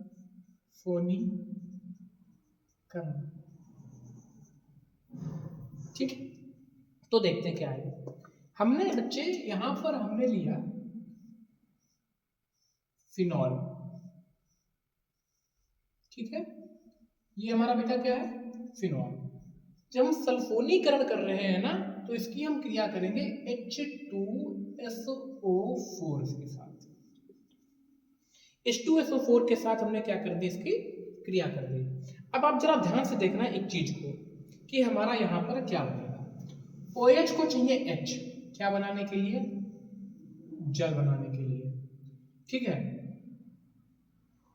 OH को क्या चाहिए, H, क्या बनाने के लिए, जल बनाने के लिए, ठीक है। लेकिन फिनॉल आपका कहीं नहीं जाएगा, इसमें से हमने जल निकाल दिया, इसमें से हमने क्या निकाल दिया, जल निकाल दिया, तो 2 H निकल गए, ठीक है, S हमारा रहा और O3 रहा। क्लियर है। और आपको ये चीज पता है कि फिनॉल के सभी चेहरों पर क्या होता है, H होता है, और जब यहीं पर H से OH प्रतिस्थापित होता है तो हमारा फिनॉल बनता है। मतलब अगर यहाँ पर भी हम बेटा देखो ध्यान से समझो, यहाँ पर भी H लिख लें तो हमारा यही है बेंजीन, और जब इसी H को OH प्रतिस्थापित कर देता है तो फिनॉल बनता है। क्लियर है बिल्कुल। यहाँ पर अब देखिए, यहाँ पर आपकी 2 चीजें बनेगी। आपने ऐसी रिएक्शंस में आपको बस यही करना है कि आपको 2 बेंजीन की रिंग बना लेनी है। अगली रिएक्शन आप बेटा खुद से लिख लोगे, इतना विश्वास मानिए। हमने यहाँ पर भी क्या कर दिया, OH, और यहाँ पर भी क्या कर दिया, OH। गोला थोड़ा अच्छा सा बना दें, ठीक है। अब देखिए बेंजीन रिंग में 3 चीज होती हैं, इनको बोलते हैं आर्थो, इनको बोलते हैं मेटा और इनको बोलते हैं पैरा। ऐसा समझिए कि कंधों में जोड़ों में जब दर्द होता है उसके लिए आर्थो नामक कोई तेल आता है, तो कंधों को बोल दीजिए आर्थो, इसके लिए क्या है कंधे हैं तो आर्थो। ठीक है। नीचे आपके पैर होते हैं तो उसको बोल दिया हमने पैरा, और बीच में क्या हुआ बेटा, बीच में हुआ बेटा मेटा। ठीक है। तो एक बार इसके आर्थो पे लगा दीजिए SO3, एक बार इसके पैरा पे लगा दीजिए। देखिए यहाँ पर तो H पहले से है और SO3 यहाँ पे बचा, तो यहाँ पर लग जाता है SO3H, और एक बार हमने यहाँ पर लगा दिया SO3H। बस यही रिएक्शन है, आपको कुछ एक्स्ट्रा सोचने की जरूरत नहीं है। बस सल्फोनीकरण का नाम आया, आपने H2SO4 से क्रिया कर दी, उसका जल निकाल दिया, SO3 बचा, SO3H। यार आपको यहाँ पर भी H लिखने की कहीं पर भी जरूरत नहीं है, ये केवल और केवल हमने आपको समझाने के लिए चीजें को बताया था। ठीक है, वो सबको पता रहता है कि यहाँ पर हमारा H है। क्लियर है बिल्कुल। अब हमने कहा था दूसरी रिएक्शन आप अपने आप बनाओगे, तो बिल्कुल बनाओगे। हमने कहा यहाँ पर आपकी से आप करिए नाइट्रीकरण, हमने कहा नाइट्रीकरण करिए आप। ठीक है, और नाइट्रीकरण में हम क्रिया करेंगे HNO3 से। किससे करेंगे बेटा, HNO3 से। आपने आप बनाइए, चलिए जल निकालिए, देखिए क्या बनता है, कितने तेज हैं आप। किससे हमने क्रिया कर दी, HNO3 से। नाइट्रिक अम्ल के साथ क्रिया कर दी तो हमारा नाइट्रीकरण होगा। ठीक है।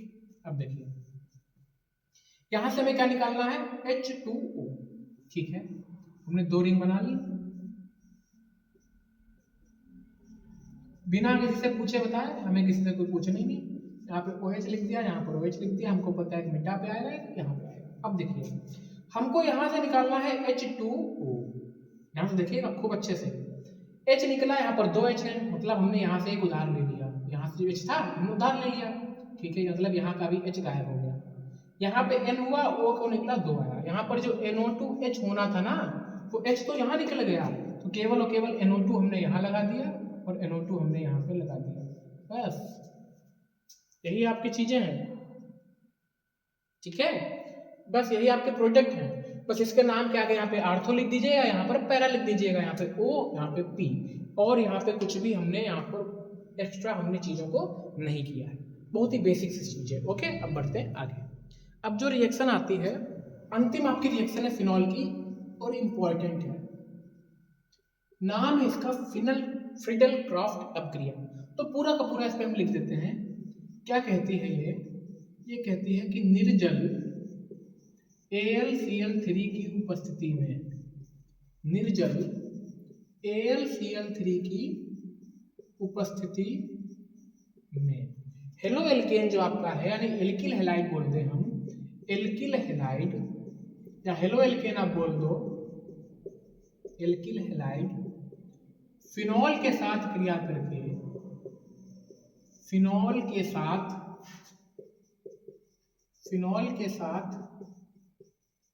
क्रिया करके एक आर्थोक्रिशॉल बना देता है। आर्थोक्रिशॉल, क्रिशॉल क्या है सब आपको बता रहे हैं, और दूसरा आपका पैराक्रिशॉल बनाता है। ये आर्थो पैरा बस जो हमने आपको लास्ट टाइम बताया था ना कि O पे लगा दो, P पे लगा दो, आर्थो पे पैरा पे, वही चीज है। अब देखते हैं रिएक्शन क्या कहती है। रिएक्शन मेरी रिएक्शन कहता है कि हमने भैया क्या लिया, फिनॉल। आपने कहा ओके सर जी, हमने क्या ले लिया, फिनॉल।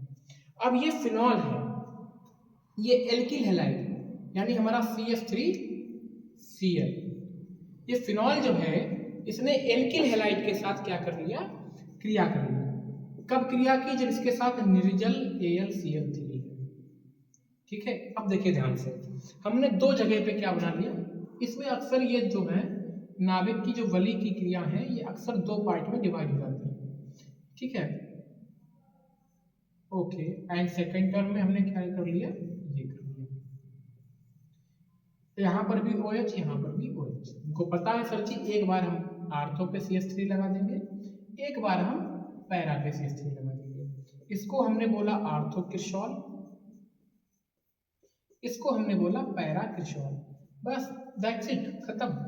इसमें कुछ हमको एक्स्ट्रा ऑर्डिनरी करने या सोचने की जरूरत है ही नहीं। बस यही चीज़ आप समझ लें और आपका जो है कॉन्सेप्ट आपका काफ़ी हद तक क्लियर हो जाता है। ओके, दिस अब क्लियर है। ठीक है बच्चों, तो ये आपका क्या हुआ, फिनॉल। अब हम ईथर पे चलते हैं और ईथर पे चलने से पहले थोड़ा इसके उपयोग की बात कर लेते हैं। तो बच्चे फिनॉल का उपयोग हम नीली स्याही के, जो आपकी स्याही होती है उस स्याही के संरक्षण में करते हैं कि स्याही हमारी कहीं खराब ना हो जाए। और फिनॉल का उपयोग आपको पता है जीवाणुनाशी, कवकनाशी, यानी आपके घर में जो आपकी सुबह सुबह मम्मी या दीदी या घर में जो भी है आप खुद पोछा लगाते हो ना, तो उसमें फिनॉल का यूज कर लेते हो जिससे कि इसमें जो जीवाणु हैं कवक हैं वो सब नष्ट हो जाए। और फिनॉल का उपयोग सबसे बड़ी चीज है बैकेलाइट बनाने में भी होता है। बेकेलाइट मतलब जो आपके बिजली के उपकरण होते हैं उसको बनाने में काम होता है, जिसमें आपकी आग वगैरह नहीं लगती है। और फिनॉल का अम्ल पिकरी अम्ल बनाने में भी किया जाता है और विस्फोटक पदार्थ जो है उसको भी बनाने में हम फिनॉल का उपयोग कर लेते हैं। ठीक है, ओके, ये हमारा था फिनॉल। अब हम आते हैं ईथर पे। ठीक है बेटा, अब हम आते हैं ईथर पे। ईथर के बारे में जो बेसिक कॉन्सेप्ट है वो हम आपको बता चुके हैं कि ईथर का जो फार्मूला होता है वो होता है ROR। तो ईथर के अगर प्रकारों की बात कर ले तो दो प्रकार के ईथर होते हैं, एक होता है सममित, एक होता है असममित। दोनों तरफ अगर एक चीज है तो सममित है, अगर एक तरफ कुछ और है एक तरफ कुछ और है तो आपका असममित ईथर हो जाता है। जैसे इधर मैंने लिखा CH3 और इधर भी हमने लिख दिया CH3, तो ये सममित है। इधर हमने लिख दिया C2H5, उधर हमने लिख दिया CH3, तो यही आपका क्या हो गया, असममित हो गया। तो इस पर हम ज्यादा टाइम लेके अपना टाइम वेस्ट नहीं करेंगे। ठीक है, अब दो प्रकार के ईथर और आते हैं, एक होते हैं एलिफेटिक। एक कैसे ईथर होते हैं बच्चे, एलिफेटिक, और दूसरे होते हैं एरोमेटिक। तो जब आपको हेलो एल्केन एरो एल्केन पढ़ाया था उसमें हमने चीजों को एक्सप्लेन किया था। देखिए ये दोनों आपके जो कैसे ईथर हैं वो आपके हैं एलिफेटिक। एरोमेटिक में क्या होते हैं, जब आपका C6H5 लग जाता है, इधर कुछ भी हो या दोनों तरफ C6H5 हो तो उसको बोल देते हैं हम एरोमेटिक। यानी इस पर भी हमको इतना ज्यादा टाइम लगाने की जरूरत नहीं है। यानी जब बेंजीन वाला कोई श्रृंखला हो जाता है, देखिए जरूर नहीं एक तरफ हो सकता है ये हमारे दोनों तरफ यहाँ पर C6H5 हो, C6H5 हो, तो उसको हम बोल देते हैं एरोमेटिक ईथर। तो होप आपको ये सब चीजें क्लियर है। अब हम सीधे आते हैं ईथर के निर्माण की जो विधियां हैं, क्योंकि ईथर एक ऐसा टॉपिक है जो छोटा सा, मतलब फिनॉल के मुकाबले में इतना विस्तृत, अल्कोहल के मुकाबले में इतना विस्तृत नहीं है, लेकिन इस पर क्वेश्चन आते हैं और अच्छे से आते हैं। जैसे हम ईथर के बनाने की विधियों की बात करें, ईथर प्राप्त करने की विधियां, ईथर प्राप्त करने की विधियां,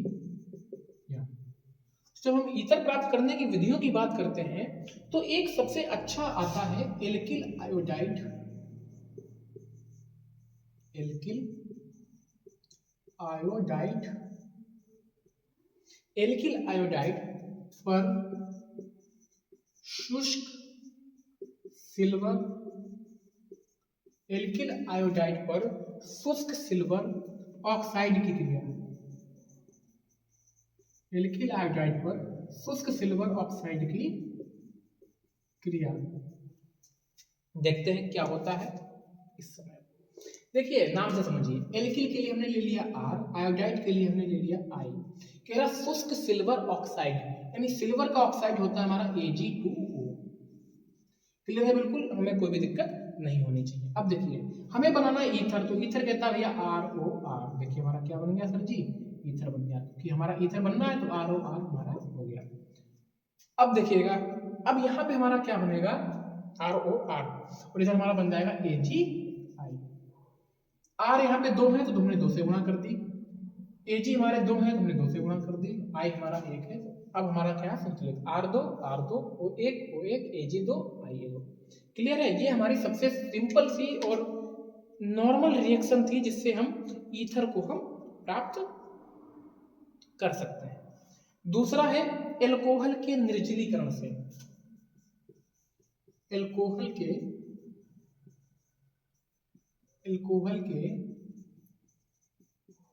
निर्जलीकरण से। देखिए बेटा पढ़ते रहिएगा, है ना, अगर एक साथ में ना हो पाए तो आप इसको रोक रोक के पढ़िएगा, खाते पीते पढ़िएगा, क्योंकि डटे रहना है, यही समय है आपकी मेहनत करने का। कैसी भी परिस्थितियां हो, कुछ भी हो, यहीं पर आपकी मेहनत करने का समय है। डटे रहिएगा, पढ़ते रहिएगा, हम भी आपको लगातार तब से पढ़ाए जा रहे हैं, तो उसमें आपको इस समय कोई भी कंजूसी नहीं करनी है। ठीक है, तो देखते हैं क्या होता है। हमने क्या लिया, एल्कोहल लिया, और एल्कोहल का हमने कर दिया निर्जलीकरण। बच्चों एल्कोहल लिया और एल्कोहल का हमने कर लिया निर्जलीकरण Ag2O3 की उपस्थिति में, है ना। Ag2O3 Al2 सॉरी Al2O3 की हमने उपस्थिति में इसका निर्जलीकरण कर दिया। ऐसा करते हैं, एल्कोहल के हम कितने अणु ले लेते हैं, 2 अणु ले लेते हैं। अब निर्जलीकरण का मतलब क्या होता है, सबको पता है, सबके चेहरे पर खुशी आ गई है कि सर जी निर्जलीकरण का मतलब है हम जल को निकाल देंगे। ठीक है, तुम्हारा क्या बचा, ROR, सिंपल सा है, क्या बन गया, ईथर, क्या निकल गया हमारा, जल। यानी सर जी इतनी अच्छी और सुंदर सी और छोटी सी रिएक्शन के द्वारा हम ईथर का निर्माण कर सकते हैं। देखिए अब चीजें आपके लिए आसान हो रही है ना, क्योंकि हमने क्या किया कि हमको पता है, कॉन्सेप्ट क्लियर है ना, कि निर्जलीकरण में हमारा क्या होगा, जल निकलेगा। कोई डाउट यहाँ पे किसी को तो बताओ, जल्दी से बताओ, किसी को कोई प्रॉब्लम? ओके, ठीक है, अब आगे बढ़ते हैं। ज्यादा इस पे हम दिमाग ना लगाते हुए, 2 ही रिएक्शंस के लिए पर्याप्त हैं। ठीक है, अब आते हैं रासायनिक गुण पर। देखिए अब हम करेंगे सल्फ्यूरिक अम्ल के साथ क्रिया ईथर की। ध्यान से देखिएगा, ये क्रिया 2 प्रकार से होती है। पहली बार में हम करेंगे तनु पतला, हमने क्या लिया, ईथर लिया। ठीक है बेटा, ईथर लिया। अब जब ये सल्फ्यूरिक अम्ल तनु है तो उसमें पानी होगा, और ये यहाँ पे है तनु H2SO4। जब ईथर तनु सल्फ्यूरिक अम्ल के साथ क्रिया करता है तो हमने अभी अभी ऊपर बेटा बनाया था कि एथिल अल्कोहल प्राप्त होता है। हमने एथिल अल्कोहल को क्या किया था, गर्म किया था, पानी निकला था और ईथर को इसने छोड़ दिया था। अब सेम उल्टा रिएक्शन आपकी हो गई कि ईथर में हमने तन सल्फ्यूरिक अम्ल से क्रिया कर दी तो हमारा अल्कोहल प्राप्त हो गया। सेम अपोजिट रिएक्शन आपकी है, बस इधर का उधर हो गया, उधर का इधर हो गया। लेकिन एक चीज, अब की से हमने क्या किया, ईथर हमारा मतलब हमारा सांद्र है H2SO4, बहुत गाढ़ा है। जब C2H5O C2H5 जब गाढ़ा है तो ये खुद क्रिया करने आ जाएगा सांद्र H2SO4 के साथ। जब ये क्रिया करता है और हम इसको गर्म करते हैं तो देखो क्या होता है, हाइड्रोजन गैस निकल जाती है और हमारा बनता है C2H5HSO4, और हाइड्रोजन गैस यहाँ से आपकी फुस्स से निकल जाती है। इसको अगर हम संतुलित करने लगे तो हम देखते हैं यहाँ पर H2 यहाँ पर 5 1 6 2 8 है, यहाँ पर 5 5 10 2 12 है, तो यहाँ पर हम 2 से गुणा कर देंगे और यहाँ पर भी हमारी 2 से गुणा हो जाएगी। इस तरह से आप इसको संतुलित भी कर लेंगे। ठीक है, और हाइड्रोजन गैस नहीं सॉरी जल निकलेगा। क्या निकलेगा मेरा, जल निकलेगा, क्योंकि जब गर्म करेंगे तो क्या निकलता है, जल निकलता है। और इसका नाम आप लोग बताएंगे जल्दी से, इसको हम बोलते हैं एथिल हाइड्रोजन सल्फेट। इसको क्या बोलते हैं, एथिल हाइड्रोजन सल्फेट। ये 2 प्रकार से क्रिया करता है। पेपर में आपसे पूछेगा कि ईथर जब तन सल्फ्यूरिक अम्ल के साथ क्रिया करता है तो हमारा बनता है अल्कोहल, और ईथर जब सांद्र सल्फ्यूरिक अम्ल के साथ क्रिया करता है तो हमारा बनता है एथिल हाइड्रोजन सल्फेट, और साथ में जल भी निकलता है। जो बिल्कुल भी डाउन नहीं होने का है, यही समय है मेहनत करने का। जल्दी से देखते हैं हम दूसरी रिएक्शन। ठीक है, इतना हम आपको गारंटी दे रहे हैं, बार बार आपसे कह रहे हैं कि इस क्लास के बाद आपको इसमें कुछ भी अन्य पढ़ने की जरूरत नहीं पड़ेगी। जैसे कि अभी आपसे पूछ लेगा कि HI से क्रिया करिए, क्या कहता है, HI से क्रिया करो। ऐसे पेपर में आ जाएगा कि क्या होता है जब एथिल ईथर या डाई एथिल ईथर या एथिल मेथिल ईथर HI से क्रिया करता है। ठीक है, HI से क्रिया करता है तो क्या होता है, देखिए इसको भी बहुत आराम से करते हैं। हमने क्या लिया, C2H5O C2H5, किससे क्रिया करने को भाई साहब बेचैन है, HI से करने को बेचैन है। तो ये भी 2 प्रकार से क्रिया करेगा, ईथर में चीजें इसलिए तो हल्की सी टफ हो जाती हैं, एक ठंडी एचआई के साथ क्रिया करेगा। बहुत प्यार से समझिएगा, बहुत अच्छे से आपको हम इस चीज को समझाएंगे।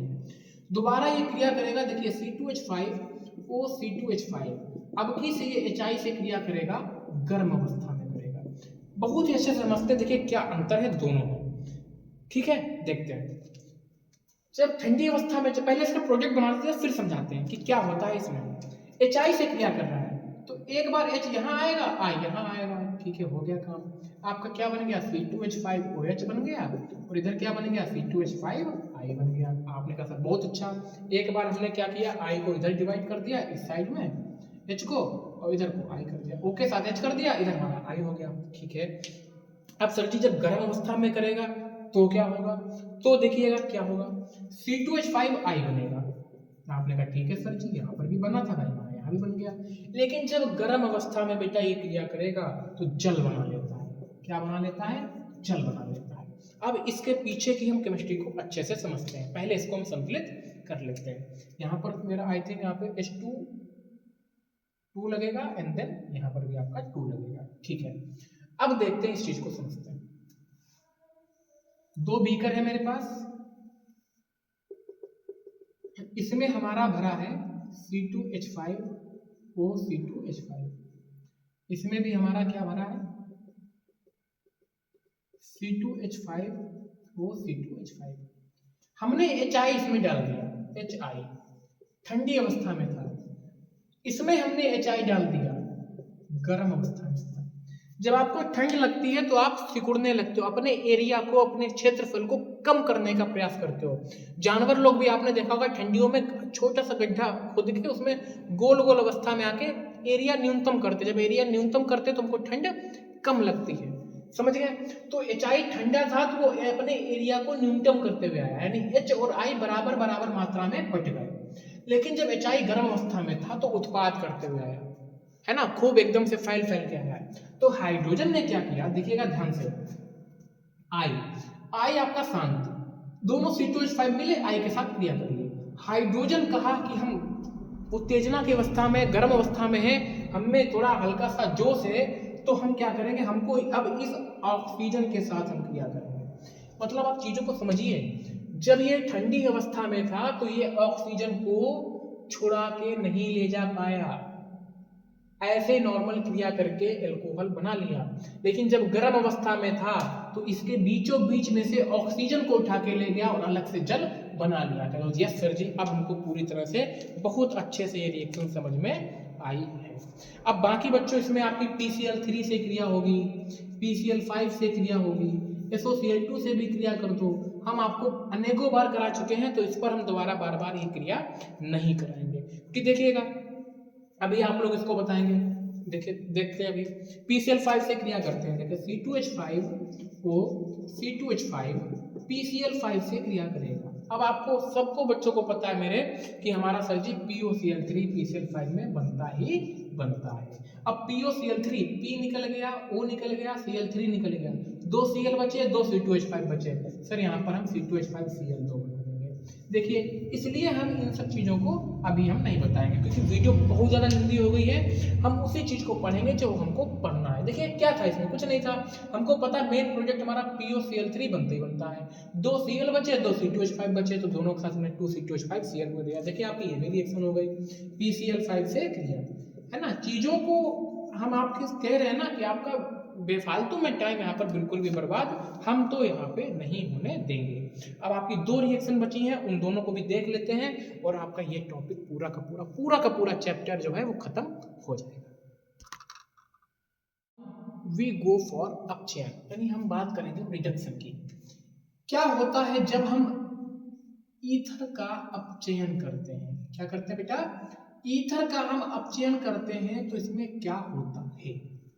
ठीक है, देखते हैं। ये भी 2 प्रकार से होता है। पहला अपचयन हम करेंगे P और HI से, ठीक है, और दूसरा अपचयन हम करेंगे NaNH3 से।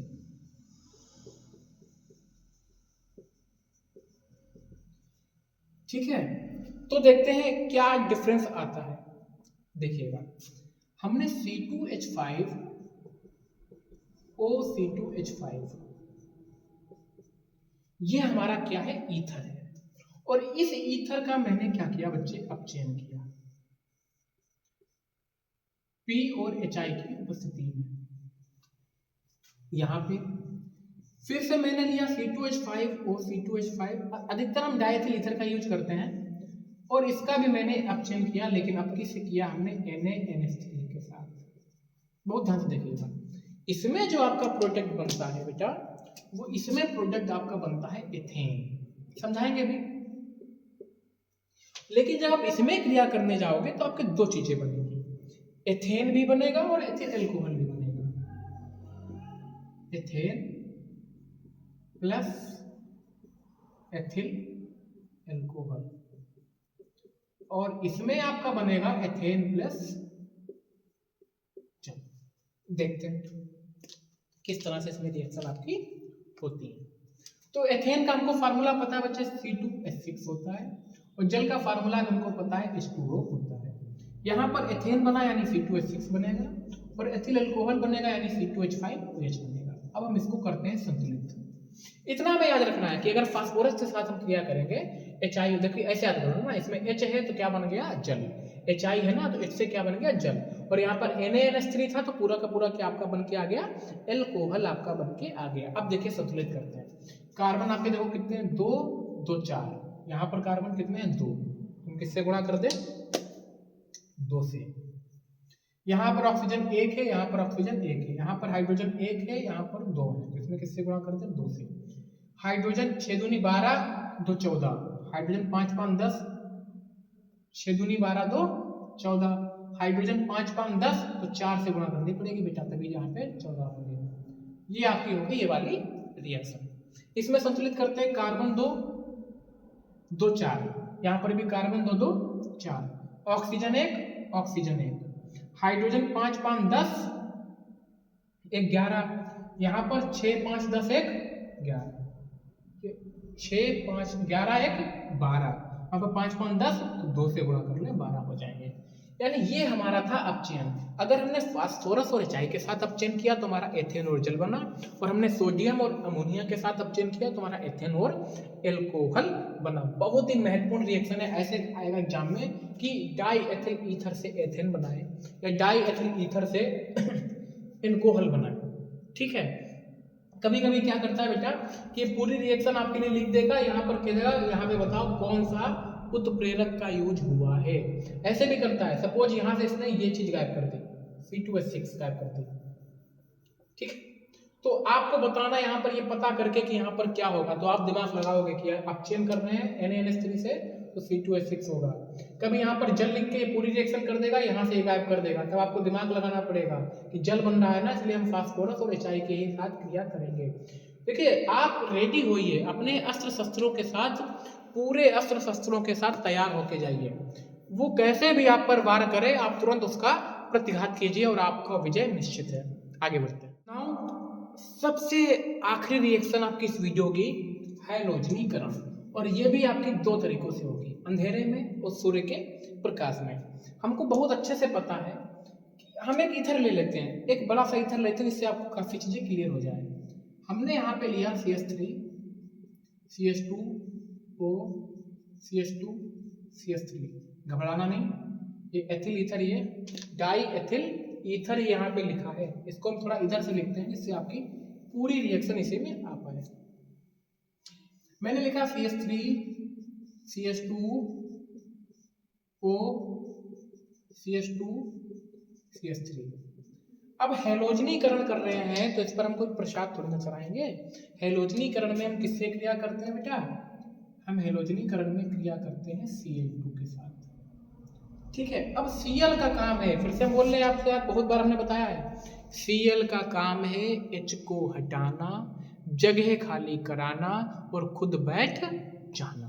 क्योंकि अंधेरे में क्रिया हो रही है इसलिए Cl के पास ज्यादा ताकत नहीं है, वो इस H पर अटैक करेगी और एक H को हटाएगी, जगह खाली कराएगी और खुद बैठ जाएगी। अब देखिए यहां पर हमारा CH3 ऐसे था, क्लियर है, CH2 था, एक H निकल गया तो एक H बचा, H निकला तो यहाँ पे 2 Cl थे, एक यहाँ निकल गया, एक बचा वाला Cl यहाँ। और आपकी पूरी रिएक्शन इस तरह से लिख गई। ठीक है, लेकिन अंधेरा है, Cl कमजोर है, लेकिन इतनी भी कमजोर नहीं कि एक बार और क्रिया करेगी। अब फिर से Cl का काम है H को हटाना, जगह खाली कराना और खुद बैठ जाना। अब यहाँ पर बैठेगा, यानी अब किस हमारा CH3 यहाँ से लिख देते नीचे से हम CH3 CHCl ऐसे रहा, O ऐसे रहा, एक H कम हुआ तो CH हुआ, Cl लगा दिया, CH3 बन गया। बस ये हमारा फाइनल प्रोडक्ट है। इतनी बड़ी रिएक्शन से घबराने की जरूरत नहीं है, चीजें तो सब वही हैं जो हमें पढ़नी है। ठीक है, इसका नाम होता है alpha chloro die ethyl ether. बच्चे नाम से ही डर जाते हैं, हाथ पैर फूलने लगते हैं, सांसें चढ़ जाती हैं। भाई डाई एथिल ईथर तो पहले से था, Cl आया तो क्लोरो लग गया और अल्फा लगा दिया। यहां पर देखो 2 Cl आ गए तो अल्फा अल्फा गैस, बस 2 Cl है तो डाइक्लोरो कर दो, dichloro diethyl ether, diethyl ether. इतना घबराने की जरूरत थोड़ी ना है, ये अल्फा और अल्फा गैस आपको बता रहे हैं कि यहाँ पर हमारे ईथर है। अब देखिए सूर्य के प्रकाश में जो क्रिया होगी क्या होता है, CH3 CH2O CH2 CH3, chlorine ने क्या कर दिया, इस पर अटैक कर दिया। क्लोरीन ने क्या कर दिया इस पर बेटा, अटैक कर दिया। सूर्य के प्रकाश में, सूर्य के प्रकाश में। अब देखिए सूर्य के प्रकाश में क्लोरीन के पास है ताकत, तो जहां जहां Cl इसको दिखे, ध्यान से सुनिएगा, इसको जहां जहां Cl दिखे वहां वहां से इसने H उड़ा दिया। तो देखो CCl3 CCl2 O CCl2 CCl3, कुछ नहीं करना है, बस जहां जहां जितने H थे वहां वहां उतने CCl3 लगा दो। अब 3 2 5 2 7 3 10 H गए हैं तो यहाँ पर 10 HCl बन जाएगा। बात खत्म। यहाँ पर संतुलित करने के लिए 5 लगा दो।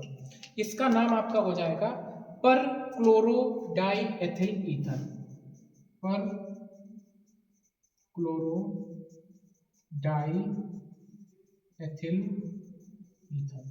बच्चों इससे ये दिखने में हाई फाई लगती है, बट इनसे ज़्यादा सरल रिएक्शन कोई होती ही नहीं है। आपका ये चैप्टर बहुत ही ज़्यादा अच्छे से एक एक चीज़ों को कवर कर करके बहुत ही आसानी से चैप्टर आपका खत्म होता है। इसमें एक चीज पूछ लेते हैं कभी कभी कि ईथर को रंगीन बोतलों में पूर्ण रूप से भरकर क्यों रखा जाता है। तो ईथर क्या होता है, भापशील होता है, जल्दी से भाप बन जाता है, और अगर इसको सूर्य का प्रकाश मिल गया तो ये क्या करता है कि तुरंत शीघ्रता से क्या करता है, सूर्य के प्रकाश में तो क्रिया करके ये Cl में चेंज हो जाएगा। इसलिए हम ईथर को रंगीन बोतल में रखते हैं कि सूर्य का प्रकाश ना जाए, और पूरी तरह से भरकर रखते हैं कि ऑक्सीजन ना पहुंचे, तो ये भाप बन के उड़ जाएगा। इसलिए हम ईथर को रंगीन बोतल में भर के रखते हैं। ठीक है, ओके। ईथर के भौतिक गुण की बात करें तो ईथर जल में बहुत अल्प विलय है। ठीक है, ईथर का क्वथनांक इसके एल्कोहल के क्वथनांक से कम होता है। ये सब चीजें हैं। और ईथर में अगर आपने सांस ले ली तो आप बेहोश हो जाओगे, है ना, जहरीला होता है थोड़ा सा, और ये भाप बन जाता है और ये ज्वलनशील है। ईथर के उपयोग की बात करें तो ये विलायकों के रूप में बहुत अच्छे से काम आता है। विलायकों के रूप में ईथर का यूज हम बहुत ही ज़्यादा विस्तार से करते हैं। मतलब आपकी कोई चीज़ अगर जल में नहीं घुल रही है तो हम उसको कार्बनिक विलायकों में घुलते हैं, और कार्बनिक विलायक हमारा क्या है, ईथर है। ये धुआं रहित चूने का निर्माण कर देता है, यानी चूने का निर्माण करेगा, कोई भी धुआं का उत्पन्न नहीं करेगा। ग्रिग्नाइट अभिकर्मक है, इसके सबके युग में कर लेगा, है ना। कार्बन धातुओं के विलायकों के रूप में कर चुका, आपको बता ही चुके हैं। वसा तेल के विलायकों के रूप में कर लेगा। ये सब चीज़ें आप याद रखिएगा। ठीक है, गुड। तो बस इस टॉपिक में अगर कुछ छूट गया है तो आप कमेंट कर दीजिएगा, हम उसको पूरा करा देंगे। ऐसे ही ढेर सारी वीडियो के लिए बने रहिए सॉल्यूशन बाय सौरभ के साथ। आपका प्यार हमारा साथ, आपका प्यार ही जो है वो हमारे लिए एक मोटिवेशन का काम करता है कि आप सबके लिए बहुत अच्छे से चीज़ों को करनी है, और हम पूरी तरह से कोशिश कर रहे हैं उस पर खड़े उतरने की। काफ़ी लाइव क्लासेस भी गई हैं, आप सबने उसको बहुत सारा प्यार दिया है। आपको रिकॉर्डेड क्लास मिल जाएगी जल्दी ही, और बने रहिए सॉल्यूशन बाय सौरभ के साथ। ऐसे ढेर सारा प्यार देते रहिए। Thank you very much, lots of love. मिलते हैं जल्दी ही नए वीडियो में। और हाँ, अगर आपको किसी भी वीडियो में किसी भी टॉपिक पर कोई भी प्रॉब्लम है तो आप कमेंट सेक्शन में कमेंट कर दीजिए। टॉपिक का नाम बताइए, क्लास का नाम बताइए, कुछ भी आप पूछ सकते हैं। अगली वीडियो उस पर आपको आएगी और आपको इन्फॉर्म कर दिया जाएगा। Thank you very much. Bye bye.